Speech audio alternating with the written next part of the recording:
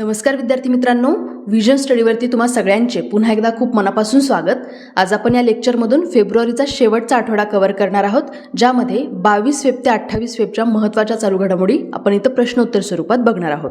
ठीक आहे. हे जर लेक्चर तुम्हाला रोजच्या रोज बघायचं असेल तर तुम्ही मला विजन गव्हर्नमेंट जॉबवरती फॉलो करू शकता. विजन गव्हर्नमेंट जॉब या यूट्यूब चॅनलवरती हे लेक्चर्स मी रोज देत असते. चला तर मग आता या आजच्या लेक्चरला सुरुवात करूया. शिंकुला बोगदा कुठं आहे? तर हे जे नाव आहे तर ते थोडंसं तुम्हाला ऑप्शनवरून थोडंसं कन्फ्युजन झालं असेल की लडाखमध्ये आहे की आसाम आहे की अरुणाचल प्रदेश. तर याचा आन्सर आहे लडाख. तुमच्यापैकी बऱ्याच जणांनी या प्रश्नाचं बरोबर उत्तर दिलेलं आहे, जसं की Prashant Shirole sir, Sanchita Mhatre ma'am, Rupesh Mogarkar sir, Neeta Kore ma'am, Satish Baswante sir, Rahul Khobragade sir, Amol Patil sir, Mahesh Gaikwad sir. तर यांनी या प्रश्नाचं बरोबर उत्तर दिलेलं आहे. ठीक आहे. तर हा जो बोगदा आहे तर हे न्यूजमध्ये का आहे? कारण याच्या बांधकामाला आपल्या मंत्रिमंडळाने मंजुरी दिलेली आहे आणि या बोगद्यामुळं काय होणार आहे की सगळ्याच हवामानामध्ये त्या एरियाची जी कनेक्टिव्हिटी आहे तर ती वाढणार आहे. ओके. आणि ह्याचं जे टार्गेट आहे ह्याचं बांधकाम पूर्ण करण्याचं तर ते आहे 2025 पर्यंत. ठीक आहे. आता आपण ह्या शिंकुला बोगद्याबद्दल थोडीशी माहिती जाणून घेऊ या मॅपच्या माध्यमातून. तर हा जो बोगदा आहे ह्याची लांबी लक्षात ठेवा. हा 4.1 किलोमीटरचा हा बोगदा आहे आणि 16,580 फूट उंचीवरती हा बांधण्यात येणार आहे. कुठं आहे हा? तर लडाख आणि हिमाचल प्रदेशच्या सीमेवरती इथं आपण हे बघू शकतो. रोहतांग खिंडीच्या उत्तरेला आहे हा. हिमाचल प्रदेशातले जे लाहोल हे जे ठिकाण आहे आणि लेह लडाखचं जे झास्कर खोरं आहे तर या खोऱ्यापर्यंत हा बोगदा असणार आहे. कुठून कुठपर्यंत? तर हिमाचल प्रदेशातल्या लाहोल ते लेह लडाखच्या झास्कर खोऱ्यापर्यंत हे असणार आहे. ओके. आणि कोण बांधणार आहे? तर हा प्रकल्प BRO म्हणजेच बॉर्डर रोड ऑर्गनायझेशन ही ऑर्गनायझेशन बांधणार आहे आणि ह्याचे डायरेक्टर जनरल आहेत सध्याचे लेफ्टनंट जनरल राजीव चौधरी. ठीक आहे. भारत कोणत्या देशासोबत डस्टलिक हा द्विवार्षिक प्रशिक्षण सराव आयोजित करत आहे? हा प्रश्न खूप जास्त महत्त्वाचा आहे, कारण बऱ्याच वेळा आयोग हा वेगवेगळ्या एक्सरसाइजवरती सरावांवरती प्रश्न विचारत असतो. या प्रश्नाचं उत्तर आहे पहिला पर्याय, भारत आणि उझबेकिस्तान या दोन कंट्रीजमध्ये हा सराव होतो. नाव लक्षात ठेवा, डस्टलिक. आणि हा द्विवार्षिक प्रशिक्षण सराव आहे, म्हणजे 2 वर्षातून एकदा होतो हा, म्हणजे दरवर्षी होत नाही. ओके. आणि यावर्षीची ही या सरावाची 4थी आवृत्ती होती. 21 फेब्रुवारीपासून हा पिथोरागड उत्तराखंड इथं हा सुरू होणार आहे आणि 5 मार्चपर्यंत हा चालणार आहे. या द्विपक्षीय सरावामध्ये भारताकडून कोणती तुकडी असेल? तर वेस्टर्न कमांडचा भाग असलेली 14व्या बटालियनची द गढवाल रायफल्स हे आपल्या भारतीय तुकडीचं प्रतिनिधित्व करणार आहे. तर उझबेकिस्तान इथे बघा मॅपमध्ये आपल्याला दिसतोय, त्याच्या उत्तरेला आहे कझाकस्तान, इकडे पूर्वेला आहे किर्गिस्तान, ताश्कंदच्या जवळ आहे बघा हा किर्गिस्तान देश, त्याच्या खाली दक्षिणेला आहे तुर्कमेनिस्तान आणि तजिकिस्तान. इथे जवळपास सगळीकडे जमिनीच आहे, म्हणजे खूप मोठा असा समुद्र उझबेकिस्तानला लागून नाही आहे, म्हणजे हा एक भूपरिवेष्टित देश आहे जो की मध्य आशियामध्ये आहे. ओके. आणि लक्षात ठेवा, पूर्वी उझबेकिस्तान हा सोव्हिएत प्रजासत्ताक रशियाचा भाग होता. ओके. आणि याची राजधानी आहे ताश्कंद. यासोबतच आपण काही भारताचे महत्त्वाचे काही लष्करी सरावसुद्धा बघून घेऊया, म्हणजे भारताचे कोणत्या देशासोबत लष्करी सराव होतात आणि त्याचं नाव काय आहे. तर भारत आणि अमेरिकेचा दरम्यान जो होतो तर ते 2 सराव आहेत. नावं लक्षात ठेवा, युद्ध अभ्यास आणि वज्रप्रहार. भारत बांगलादेश यांच्यामध्ये संप्रीती नावाची एक्सरसाइज होते. भारत फ्रान्स शक्ती सराव, गरुड आणि वरुण या 3 एक्सरसाइज आहेत. इंडोनेशियासोबत आपली गरुड शक्ती नावाची एक्सरसाइज आहे. थायलंडसोबत आहे मैत्री सराव. मंगोलियासोबत नोमॅडिक एलिफंट. जपानसोबत आहेत धर्मा गार्डियन आणि वीर गार्डियन. हे 2 नावं आहेत, लक्षात ठेवा. गार्डियन लक्षात ठेवायला सोपं पण जाईल. चीनसोबत आहे हँड इन हँड. ओमानसोबत अल नजा, नसीम अल बहर आणि ईस्टर्न ब्रिज. ह्या 3 एक्सरसाइज होतात, पण लक्षात ठेवा तिन्ही ज्या एक्सरसाइज आहेत त्या वेगवेगळ्या आहेत. कसं काय? तर अल नजा ही त्यांच्या रॉयल आर्मीसोबत होते. नसीम अल बहर ही एक नवल एक्सरसाइज आहे आणि ईस्टर्न ब्रिज ही एक एअरफोर्सची एक्सरसाइज आहे. ओके. कझाकस्तानसोबत आपली जी एक्सरसाइज होते त्याचं नाव आहे काझिंद. नेपाळसोबत सूर्यकिरण. USA आणि जपानसोबत मलबार. सिंगापूरसोबत सिम्बेक्स आणि उझबेकिस्तानसोबत डस्टलिक. ठीक आहे, जे आत्ता आपण बघितली. पुढचा प्रश्न, केंद्रीय गृहमंत्री अमित शहा यांनी शिवजयंतीच्या दिवशी 19 फेब्रुवारीला यावर्षी शिवसृष्टी थीम पार्कच्या पहिल्या टप्प्याचं उद्घाटन कुठं केलंय? या प्रश्नाचं उत्तर आहे पहिला पर्याय, पुणे या ठिकाणी हे उद्घाटन झालेलं आहे शिवसृष्टी पार्कचं. तर केंद्रीय आपले जे गृहमंत्री आहेत अमित शहा यांनी यावर्षीच्या 19 फेब्रुवारीला पुणे आपल्या महाराष्ट्रामध्ये शिवसृष्टी या थीम पार्कच्या पहिल्या टप्प्याचं उद्घाटन केलं आहे. आता हे शिवसृष्टी ह्याच्या नावावरून पण आपल्याला कळतंय की हे आपले जे थोर छत्रपती शिवाजी महाराज होते यांच्या जीवनावरती आधारित हे पार्क असणार आहे. हे एक थीम पार्क असणार आहे जे की त्यांच्या जीवनावर आधारित थीम असेल त्याची. आणि हे पार्क पूर्ण झाल्यानंतर ऐतिहासिक विषयावरचं आशियातलं सगळ्यात मोठं पार्क असणार आहे, हे लक्षात ठेवा. त्याच्यामुळं हे पार्क खूप महत्त्वाचं आहे, यावरती एक्झाममध्ये प्रश्न बनू शकतो. ओके, यासोबतच आता आपण मॅपमध्ये बघूया महाराष्ट्र कुठं आहे. तर बघा इथे आहे महाराष्ट्र, त्याच्या उत्तरेला आहे मध्य प्रदेश, ईशान्येकडं आहे गुजरात, पूर्वेकडं आहे छत्तीसगड, आग्नेयेकडं आहे तेलंगणा आणि दक्षिणेकडं आहे कर्नाटक आणि गोवा ही राज्य आहेत. आणि आपल्या पश्चिमेला अरबी समुद्र आहे. ठीक आहे, आता पुढचा प्रश्न बघू. दादासाहेब फाळके आंतरराष्ट्रीय चित्रपट महोत्सवामध्ये सर्वोत्कृष्ट अभिनेत्याचा पुरस्कार कोणाला मिळालाय? खूप जास्त महत्त्वाचा प्रश्न आहे हा, कारण दादासाहेब फाळके जे अवॉर्ड्स असतात तर यावरती आयोग बऱ्याच वेळा प्रश्न विचारतो. या प्रश्नाचं उत्तर आहे पहिला पर्याय, रणबीर कपूरला सर्वोत्कृष्ट अभिनेत्याचा पुरस्कार मिळालेला आहे यावर्षीचा हा. तर 20 फेब्रुवारीला मुंबईमध्ये हे जे चित्रपट महोत्सव आहे तर ते आयोजित करण्यात आलं होतं. यामध्ये बघा इंटरेस्टिंग फॅक्ट म्हणजे रणबीर कपूरला सर्वोत्कृष्ट अभिनेत्याचा पुरस्कार मिळालेला आहेच ब्रह्मास्त्र या पिक्चरसाठी. त्याच्यासोबतच त्याच्या बायकोला म्हणजे आलिया भट्टला सुद्धा गंगूबाई काठियावाडी या पिक्चरसाठी सर्वोत्कृष्ट अभिनेत्रीचा पुरस्कार मिळालेला आहे. ठीक आहे, आता यासोबतच आपण बाकीच्या सुद्धा विजेत्यांची यादी बघून घेऊयात, कारण आयोग बऱ्याच वेळा जोड्या लावामध्ये असे प्रश्न विचारतो.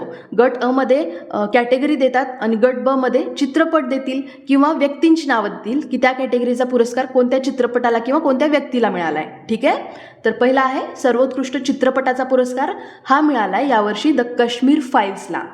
आता बघा बरेच जण या पुरस्काराला किंवा हे जे नाव आले या सर्वोत्कृष्ट चित्रपट म्हणून तर ह्याला अपोज करतायत, कारण त्यांना वाटतं की गव्हर्नमेंट BJPचं आहे म्हणून या मूवीला तो पुरस्कार मिळालेला आहे. पण तुम्ही तो मूवी जर बघितला नसेल तर बघून घ्या, कारण हा मूवी एक आय ओपनर आहे आपल्यासाठी. आता आपण भविष्यामध्ये तुम्ही अधिकारी होणार आहेत म्हणल्यावर तुम्हाला सगळ्या पॉईंट ऑफ व्ह्यू या मूवीचा किंवा भारतातल्या सगळ्या लोकांचा विचार करणं गरजेचं असतं. म्हणजे कुठलीही जात धर्म वंश असो किंवा ते भारतातल्या कुठल्याही भागात राहणारी व्यक्ती असो तर सगळ्यांना समान ट्रीट करणं हे आपलं कर्तव्य असतं. तेव्हा मी ह्या मूवीला आय ओपनर का म्हणते, कारण मी हा मूवी बघितला आहे. फक्त जे न्यूज आर्टिकल्स आहेत जे की पेपरमध्ये छापलेले आहेत किंवा जे तेव्हाचे न्यूज ज्या होत्या तर ते कलेक्ट करून फक्त ह्या सगळ्या न्यूजला एकत्रित करून पिक्चरच्या फॉर्ममध्ये त्यांनी दाखवलेलं आहे. असं काही ह्या मूवीमध्ये अव्वाच्या सव्वा काहीच्या काही दाखवलेलं नाही आहे. फक्त नावं बदललेली आहेत, पण बाकीचं जे पिक्चरायझेशन केलेलं आहे तर ते ट्रू आहे. म्हणजे तेव्हा ज्या हत्या झाल्या जशा पद्धतीनं झाल्या, जसं त्या स्त्रीला ते जे लाकूड कट करायची मशीन असते त्याच्यावर जे ठेवलेलं आहे तर हे रिअल झालेलं आहे ना. मग तरीसुद्धा काही लोक अपोज का करतायत? ते सुद्धा व्यक्ती नाही आहेत का? ते मानव नाही आहेत का? तर ह्याचा विचारसुद्धा त्यांनी अपोज करताना करायला पाहिजे. शेवटी सगळ्यांना एकसाथ ठेवून जे गोळ्या मारून जे हत्या करण्यात आल्या तर हे झालेलं आहे. कोर्टसमोर जजला मारलेलं आहे, ह्या सगळ्या रिअल घटना आहेत. तरी पण अपोज का होतो मला माहिती नाही आहे. पण तुम्हाला काय वाटतं या पिक्चरबद्दल किंवा जे अपोज करतात त्यांच्याबद्दल आणि ह्याच्याशी संबंधित तुमचं मत काय आहे तर ते मला कमेंट करून कळवा. ठीक आहे, पुढचा पुरस्कार बघू. सर्वोत्कृष्ट दिग्दर्शकाचा पुरस्कार आहे हा आर बल्की यांना मिळाला आहे चुप या मूवीसाठी. चुप रिव्हेंज ऑफ द आर्टिस्ट हे मूवीचं नाव आहे. मोस्ट प्रॉमिसिंग अभिनेता आहे ऋषभ शेट्टी कांतारा या मूवीसाठी. हा पण मूवी चांगला आहे, कधी वेळ मिळाला तर बघून घ्या. आणि चित्रपट उद्योगातल्या अतुलनीय योगदानासाठी दादासाहेब फाळके आंतरराष्ट्रीय चित्रपट महोत्सव 2023चा पुरस्कार रेखा यांना मिळाला आहे. हे जे नाव आहे किंवा हा जो पुरस्कार आहे हा खूप महत्त्वाचा असतो. बऱ्याच वेळा फक्त ह्याच्यावरती सुद्धा प्रश्न विचारले जातात. ठीक आहे, सर्वोत्कृष्ट वेब सिरीज मिळाला आहे अवॉर्ड रुद्र या सिरीजला. Rudra the edge of darkness. Critics सर्वोत्कृष्ट अभिनेता वरुण धवन भेडिया पिक्चरसाठी.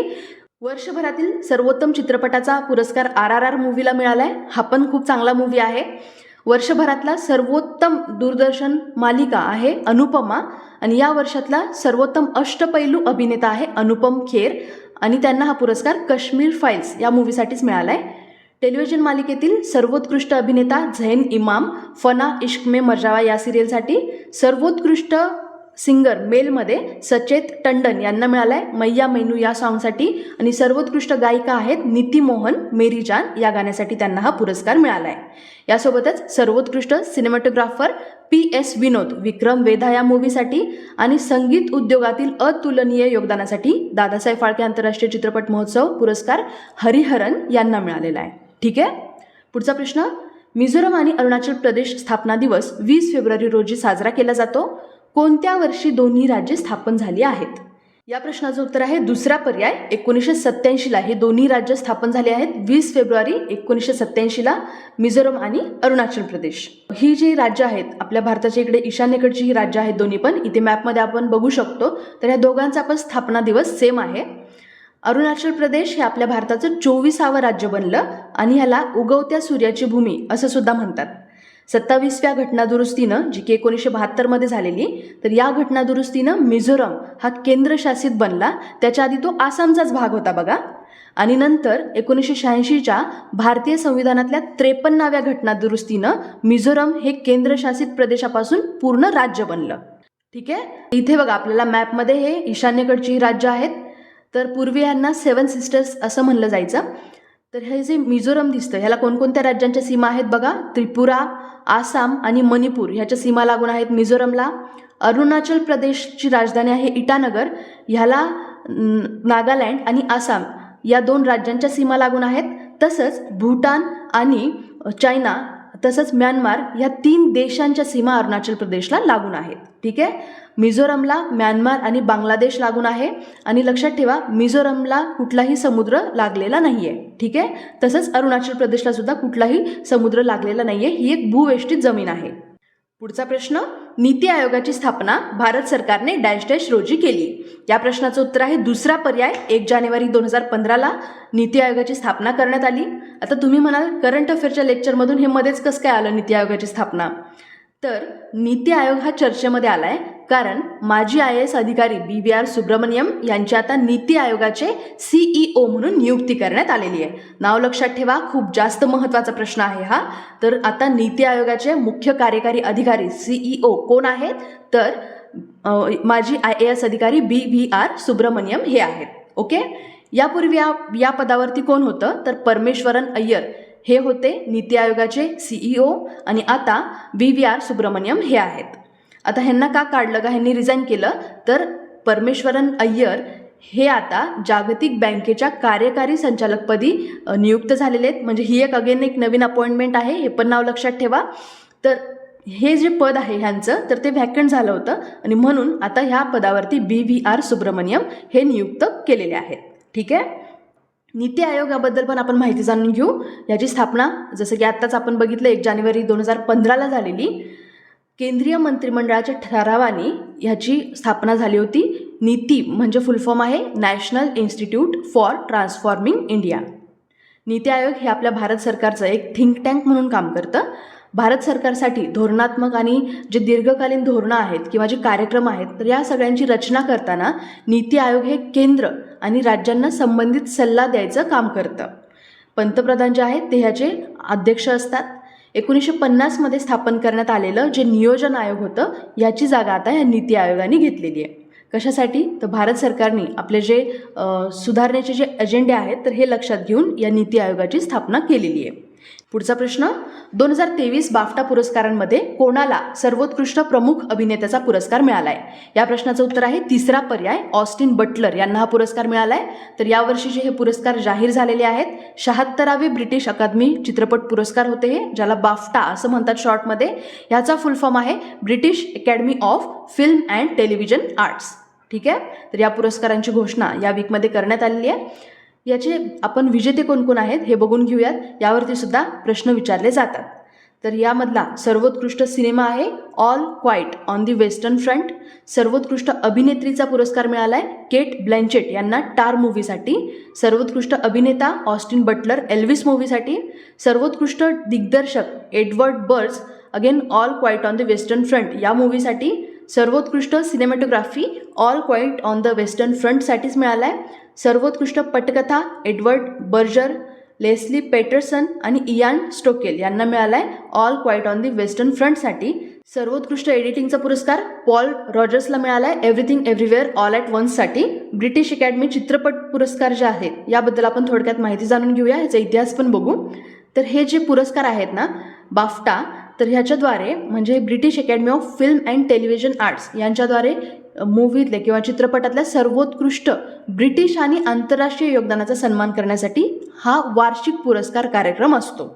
ह्याचं जर आपण थोडक्यात हिस्ट्री बघायचं तर पहिला जो पुरस्कार सोहळा होता ना तर तो 1949मध्ये आयोजित करण्यात आला होता.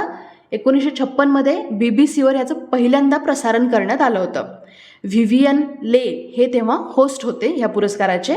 याची स्थापना 1947मध्ये ब्रिटिश फिल्म अकादमी म्हणून झाली होती. रॉयल फेस्टिवल हॉल लंडननी या वर्षीचं ह्याचं आयोजन केलं होतं या पुरस्कारांचं. ठीक आहे. पुढचा प्रश्न, आंतरराष्ट्रीय मातृभाषा दिन कधी साजरा केला जातो? या प्रश्नाचं उत्तर आहे पहिला पर्याय 21 फेब्रुवारी. तर या दिवशी आंतरराष्ट्रीय मातृभाषा दिन हा दरवर्षी साजरा केला जातो. हा दिवस साजरा करण्याची जी कल्पना आहे ती बांगलादेशकडून पुढे आली होती. लक्षात ठेवा, ही कल्पना हा दिवस साजरा करण्याची कोणत्या देशाने दिली तर बांगलादेशने दिली. जसं की जागतिक योग दिनाची, आंतरराष्ट्रीय योग दिनाची कल्पना जी आहे ती आपल्या भारताने दिलेली आहे, तशाच पद्धतीनं आंतरराष्ट्रीय मातृभाषा दिनाची कल्पना बांगलादेशने दिलेली आहे. यावर्षीची या दिनाची थीम होती बहुभाषिक शिक्षण, शिक्षणात परिवर्तनाची गरज. ठीक आहे. पुढचा प्रश्न, अलीकडे व्हासॉंग 17 हे बातम्यांमध्ये आहे, तर ते खालीलपैकी कशाशी संबंधित आहे हे आपल्याला इथे सांगायचे. तर या प्रश्नाचं उत्तर आहे पहिला पर्याय, हे एक आंतरखंडीय क्षेपणास्त्र आहे. आता ही मिसाईल किंवा हे आंतरखंडीय क्षेपणास्त्र चर्चेमध्ये का आलं बरं?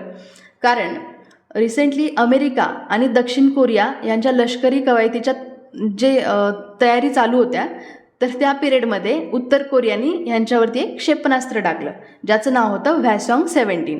तर व्हॅसॉंग 17 हे एक उत्तर कोरियाचं 2 टप्प्यातलं इंटरकॉन्टिनेंटल बॅलिस्टिक क्षेपणास्त्र आहे. त्यालाच इंटरकॉन्टिनेंटल बॅलिस्टिक मिसाईल ICBM असं सुद्धा म्हणतात. असे खूप कमी देश आहेत बघा ज्यांच्याकडे हे ICBM हे कार्यरत आहे. त्या देशांमध्ये भारतसुद्धा आहेच. याशिवाय रशिया, US, चीन, फ्रान्स, UK आणि नॉर्थ कोरिया हे सुद्धा देश येतात. ह्या क्षेपणास्त्राबद्दल लक्षात ठेवा की जवळपास 15,000 किलोमीटर किंवा त्याच्यापेक्षा जास्त ह्याची एक ऑपरेशनल रेंज आहे. ह्याचा डायमीटर आहे 2.7 मीटर आणि ह्याची लांबी आहे 26 मीटर. ठीक आहे. पुढचा प्रश्न, अलीकडेच प्रसिद्ध व्यक्तिमत्व ओमप्रकाश कोहली यांचं निधन झालं, ते कोणत्या क्षेत्राशी संबंधित होते? या प्रश्नाचं उत्तर आहे पहिला पर्याय, ते राजकारणाशी संबंधित होते. गुजरातचे माजी राज्यपाल होते ते ओमप्रकाश कोहली, यांचं निधन झालेलं आहे रिसेंटली. गुजरातचे माजी राज्यपाल आणि शिवाय ते भारतीय जनता पक्षाचे म्हणजे BJPचे खूप ज्येष्ठ नेतेसुद्धा होते. 2014 ते 19 पर्यंत ते गुजरातचे 19वे राज्यपाल होते. फक्त गुजरातचेच राज्यपाल नाही तर ते 2016 ते 18मध्ये मध्य प्रदेशचे सुद्धा राज्यपाल राहिलेले आहेत आणि 2014मध्ये काही काळासाठी ते गोव्याचे सुद्धा राज्यपाल होते. ठीक आहे. आणि 2014 पासून 19 पर्यंत ते गुजरातचे 19वे राज्यपाल म्हणून त्यांनी काम केलं होतं. त्यांनी 1994 ते 2000 पर्यंत राज्यसभेमध्ये काम केलं आणि बऱ्याच समित्यांमध्ये त्यांनी सदस्य म्हणून सुद्धा काम केलेलं आहे. जसं की गृहनिर्माण समितीचे ते अध्यक्ष होते आणि इतरही काही समित्यांचे ते सदस्य होते. ओके. त्यासोबतच आपण काही रिसेंट झालेल्या मृत्यूवार्ता पण बघून घेऊया. जावेद खान अमरोही यांचं रिसेंटली निधन झालंय. ते ज्येष्ठ अभिनेते होते. ललिता लाजमी या प्रसिद्ध चित्रकार होत्या. वाणी जयराम या पद्मभूषण पुरस्कार विजेत्या होत्या, त्या दिग्गज पार्श्वगायिका होत्या. परवेज मुशर्रफ हे पाकिस्तानचे माजी राष्ट्राध्यक्ष होते ज्यांचं निधन झालंय. KV तिरुमलेश हे प्रसिद्ध कन्नड लेखक होते आणि शांतीभूषण हे माजी कायदा मंत्री तसंच ज्येष्ठ वकील सुद्धा होते, त्यांचं निधन झालेलं आहे. ठीक आहे. प्रकल्प चित्ता अंतर्गत कोणत्या राज्यात 12 आफ्रिकन चित्ते आणले गेले? या प्रश्नाचं उत्तर आहे तिसरा पर्याय, मध्य प्रदेश या ठिकाणी 12 आफ्रिकन चित्ते आणले गेले. तुमच्यापैकी बऱ्याच जणांनी या प्रश्नाचं उत्तर बरोबर दिलेलं आहे, जसं की AP, ऋतुजा मोरे मॅम, संचिता म्हात्रे मॅम आणि MPSC एक्झाम एवढे काही जण आहेत ज्यांनी बरोबर आन्सर दिलेलं आहे. ठीक आहे. तर हे जे सध्या 12 चित्ते आणलेले आहेत ना, तर हे आफ्रिकन चित्ते आहेत. कुठं आणलेत तर मध्य प्रदेशामध्ये कुनो नॅशनल पार्कमध्ये म्हणजे कुनो राष्ट्रीय उद्यानामध्ये हे आता 12 चित्ते आणलेले आहेत. आणि लक्षात ठेवा यापैकी 5 मादी आहेत आणि 7 नर चित्ते आहेत. याच्या आधीसुद्धा एकदा 17 सप्टेंबर 2022ला याच राष्ट्रीय उद्यानामध्ये 8 चित्ते आपण भारतात आणले होते आणि हे चित्ते तेव्हाचे नामिबिया देशामधून आणले होते. आत्ता कुठून आणलेत तर साऊथ आफ्रिकेमधून आणलेले आहेत. ठीक आहे. आता ही जी तारीख आहे ना, ही आपल्याला का लक्षात ठेवायची आहे, कारण या दिवशी पंतप्रधान नरेंद्र मोदी यांचा बर्थडे असतो आणि त्याच दिवशी पहिल्यांदा आपण म्हणजे जवळपास 50 वर्षांनी पहिल्यांदा 8 चित्ते तेव्हा भारतात आणले होते. आणि हेही लक्षात ठेवा की त्या 8 चित्त्यांपैकी 5 या मादी होत्या आणि 3 नर चित्ते होते. असे म्हणून आत्ता जर आपण बघितलं तर आधी 8 आणलेले आणि आत्ता 12, तर सध्या आपल्या भारतामध्ये एकूण चित्त्यांची संख्या ही आजघडीला 20 एवढी आहे. ठीक आहे. मध्य प्रदेशामध्ये बरेच राष्ट्रीय उद्यानं आहेत आणि हे सगळेच महत्त्वाचे आहेत, जसं की बांधवगड, कान्हा, पेंच, पन्ना, सातपुरा, संजय, वनविहार राष्ट्रीय उद्यान आणि कुनो राष्ट्रीय उद्यान ही काही महत्त्वाची राष्ट्रीय उद्यानं आहेत मध्य प्रदेशातली. मध्य प्रदेशमधून काही 2 महत्त्वाच्या नद्यांचा उगम होतो, ज्यामध्ये तापी आणि नर्मदा ह्या त्या 2 नद्या आहेत. या पुढे येऊन आपल्या महाराष्ट्रातून पण जातात आणि त्यानंतर इकडे लेफ्टला जाऊन म्हणजे पश्चिमेकडे जाऊन त्या अरबी समुद्राला नंतर मिळतात. शिवाय वरती जर आपण बघितलं तर इथे यमुना नदी दिसते आपल्याला. हिच्या काही उपनद्या ज्या आहेत त्या सुद्धा मध्य प्रदेशमधून जातात, जसं की चंबळ ही नदी दिसते आपल्याला इथे. तिची उपनदी आहे पार्वती. यासोबतच कुंस ही जी नदी आहे, बेटवा ही उपनदी आहे यमुनेची, ती पण मध्य प्रदेशमध्ये उगम पावते.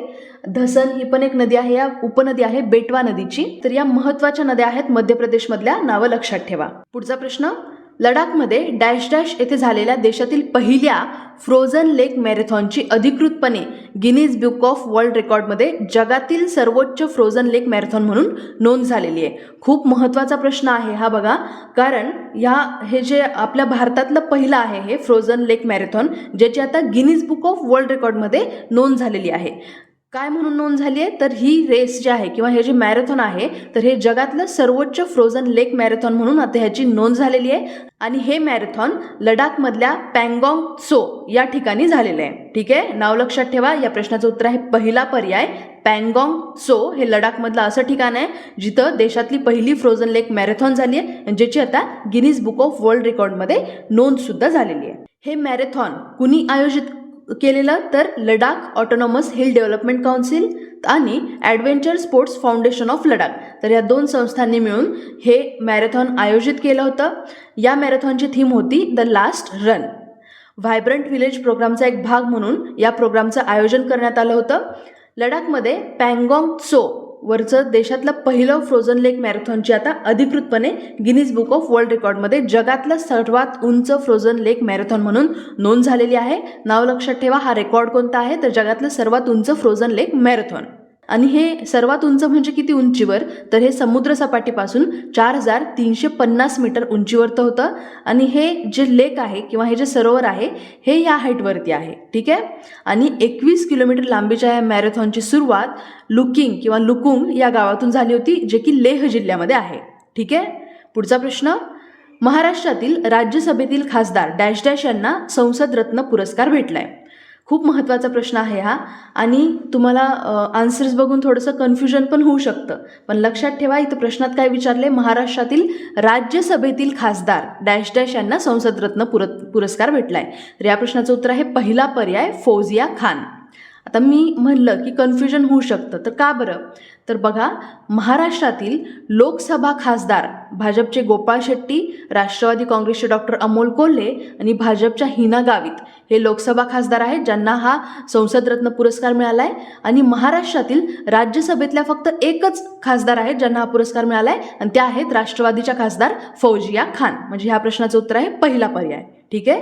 रिसेंटली या संसद रत्न पुरस्काराची घोषणा करण्यात आली आहे आणि या वर्षीच्या पुरस्कार विजेत्यांमध्ये 13 खासदार, 2 संसदीय समितीचे सदस्य आणि 1 जीवन गौरव पुरस्कार विजेत्यांचा ह्याच्यामध्ये समावेश आहे. ठीक आहे. मार्क्सवादी कम्युनिस्ट पक्षाचे माजी खासदार टी.के. रंगराजन यांना हा जीवन गौरव पुरस्कार जाहीर झालेला आहे. नाव लक्षात ठेवा.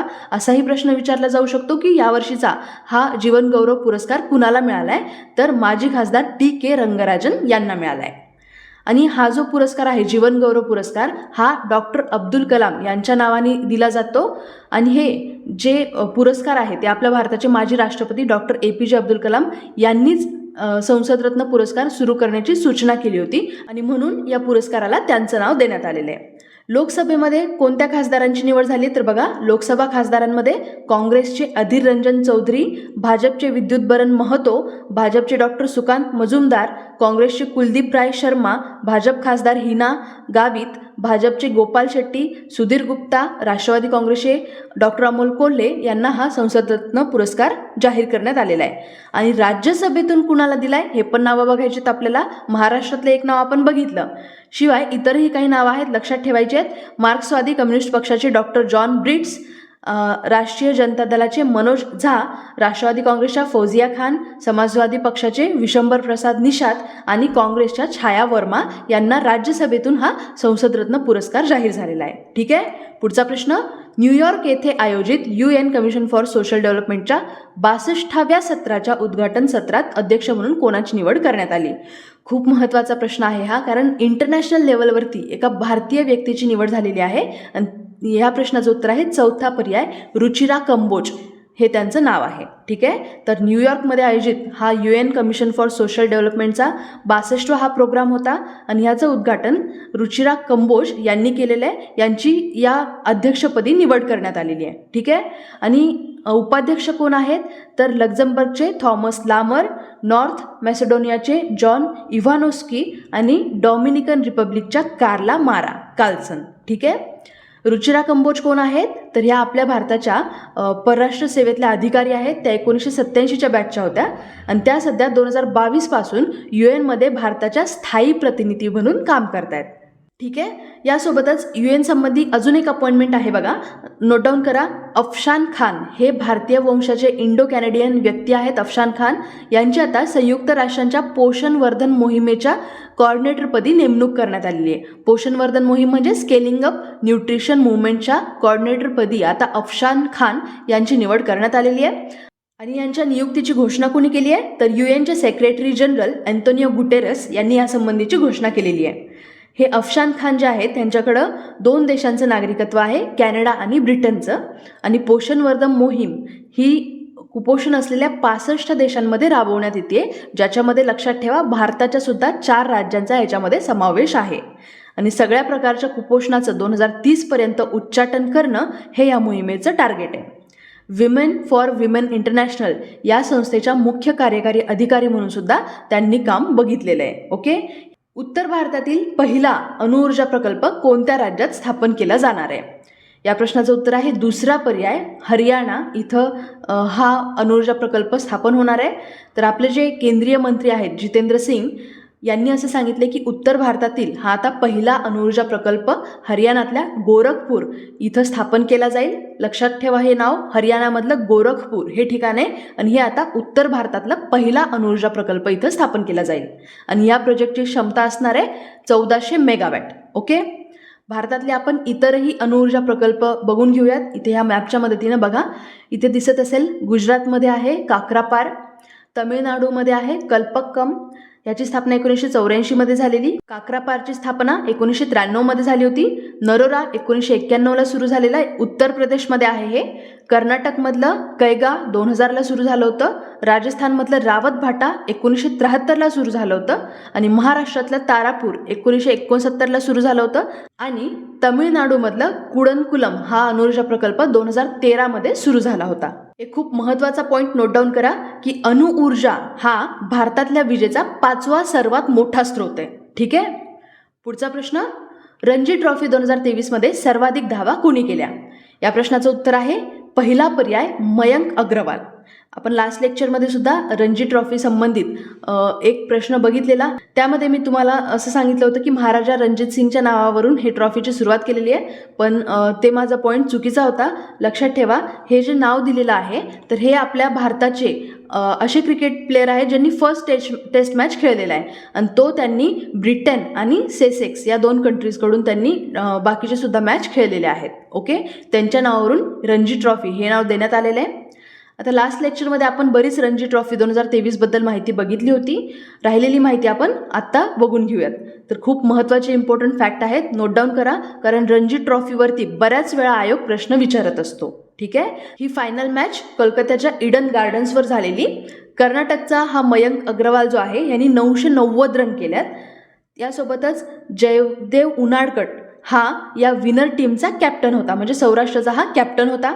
मनोज तिवारी हा यावेळी बंगालचा कॅप्टन होता आणि अर्पित वासवडाला मॅन ऑफ द सिरीज म्हणून गौरवण्यात आलेलं आहे. ठीक आहे, मॅन ऑफ द सिरीज का बरं, तर त्यांनी या पूर्ण सिरीजमध्ये 907 रन केल्यात, ॲव्हरेज होतं 75.58. क्रिकेट म्हणलं ना की खूप वेगवेगळे रेकॉर्ड असतात, जसं की विदर्भाने गुजरातसमोर 73 धावांचं टार्गेट दिलं होतं, जे की आत्तापर्यंत रणजी ट्रॉफीतलं सगळ्यात कमीचं हे टार्गेट आहे. ओके, पुढचा प्रश्न बघू. केंद्रीय रस्ते वाहतूक आणि महामार्ग मंत्री नितीन गडकरी यांनी जगातील सर्वात मोठ्या दिव्यांग पार्कची पायाभरणी केली. हा पार्क कोणत्या शहरात आहे? या प्रश्नाचं उत्तर आहे चौथा पर्याय.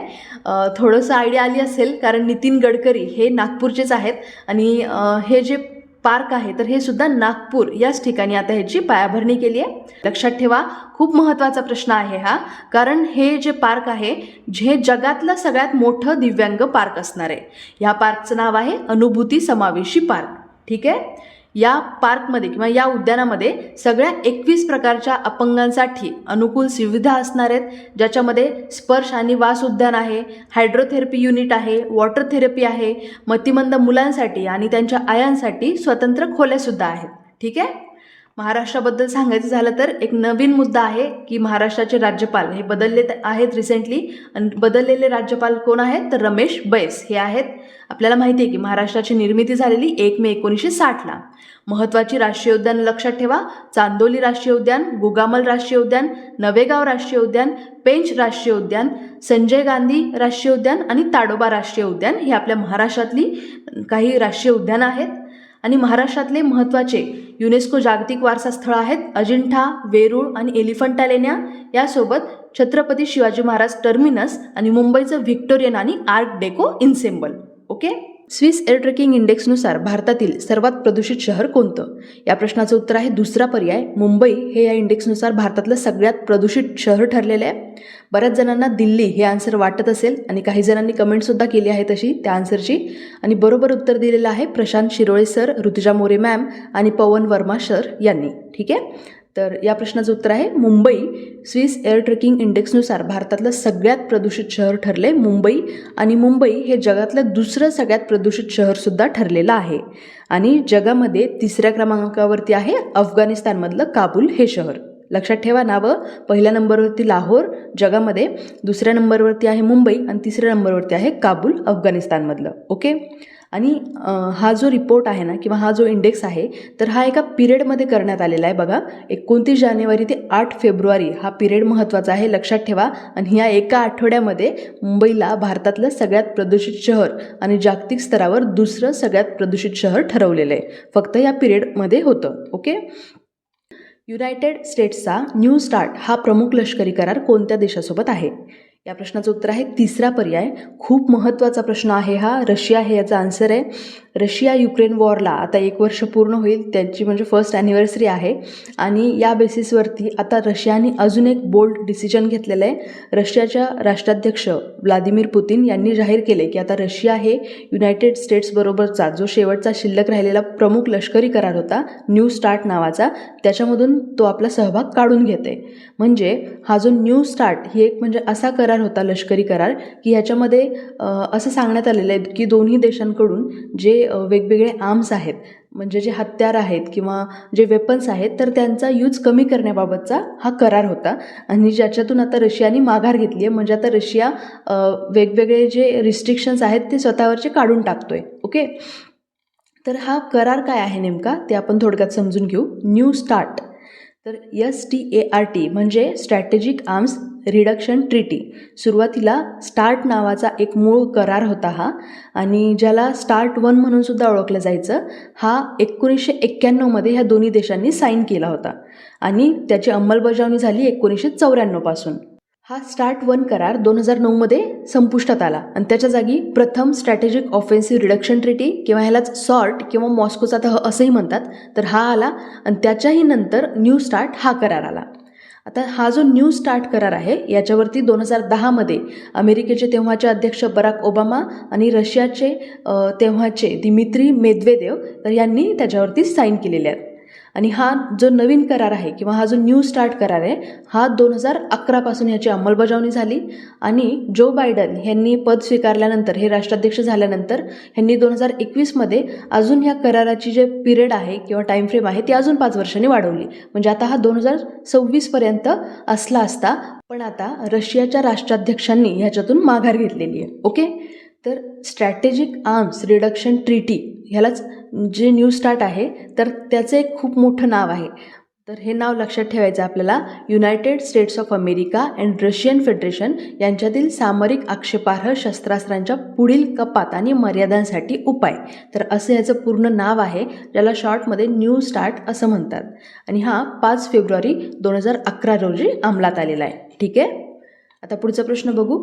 खालीलपैकी कोणत्या संस्थेतील शास्त्रज्ञांनी उष्णतेवर मात करू शकणारी गव्हाची जात विकसित केली आहे?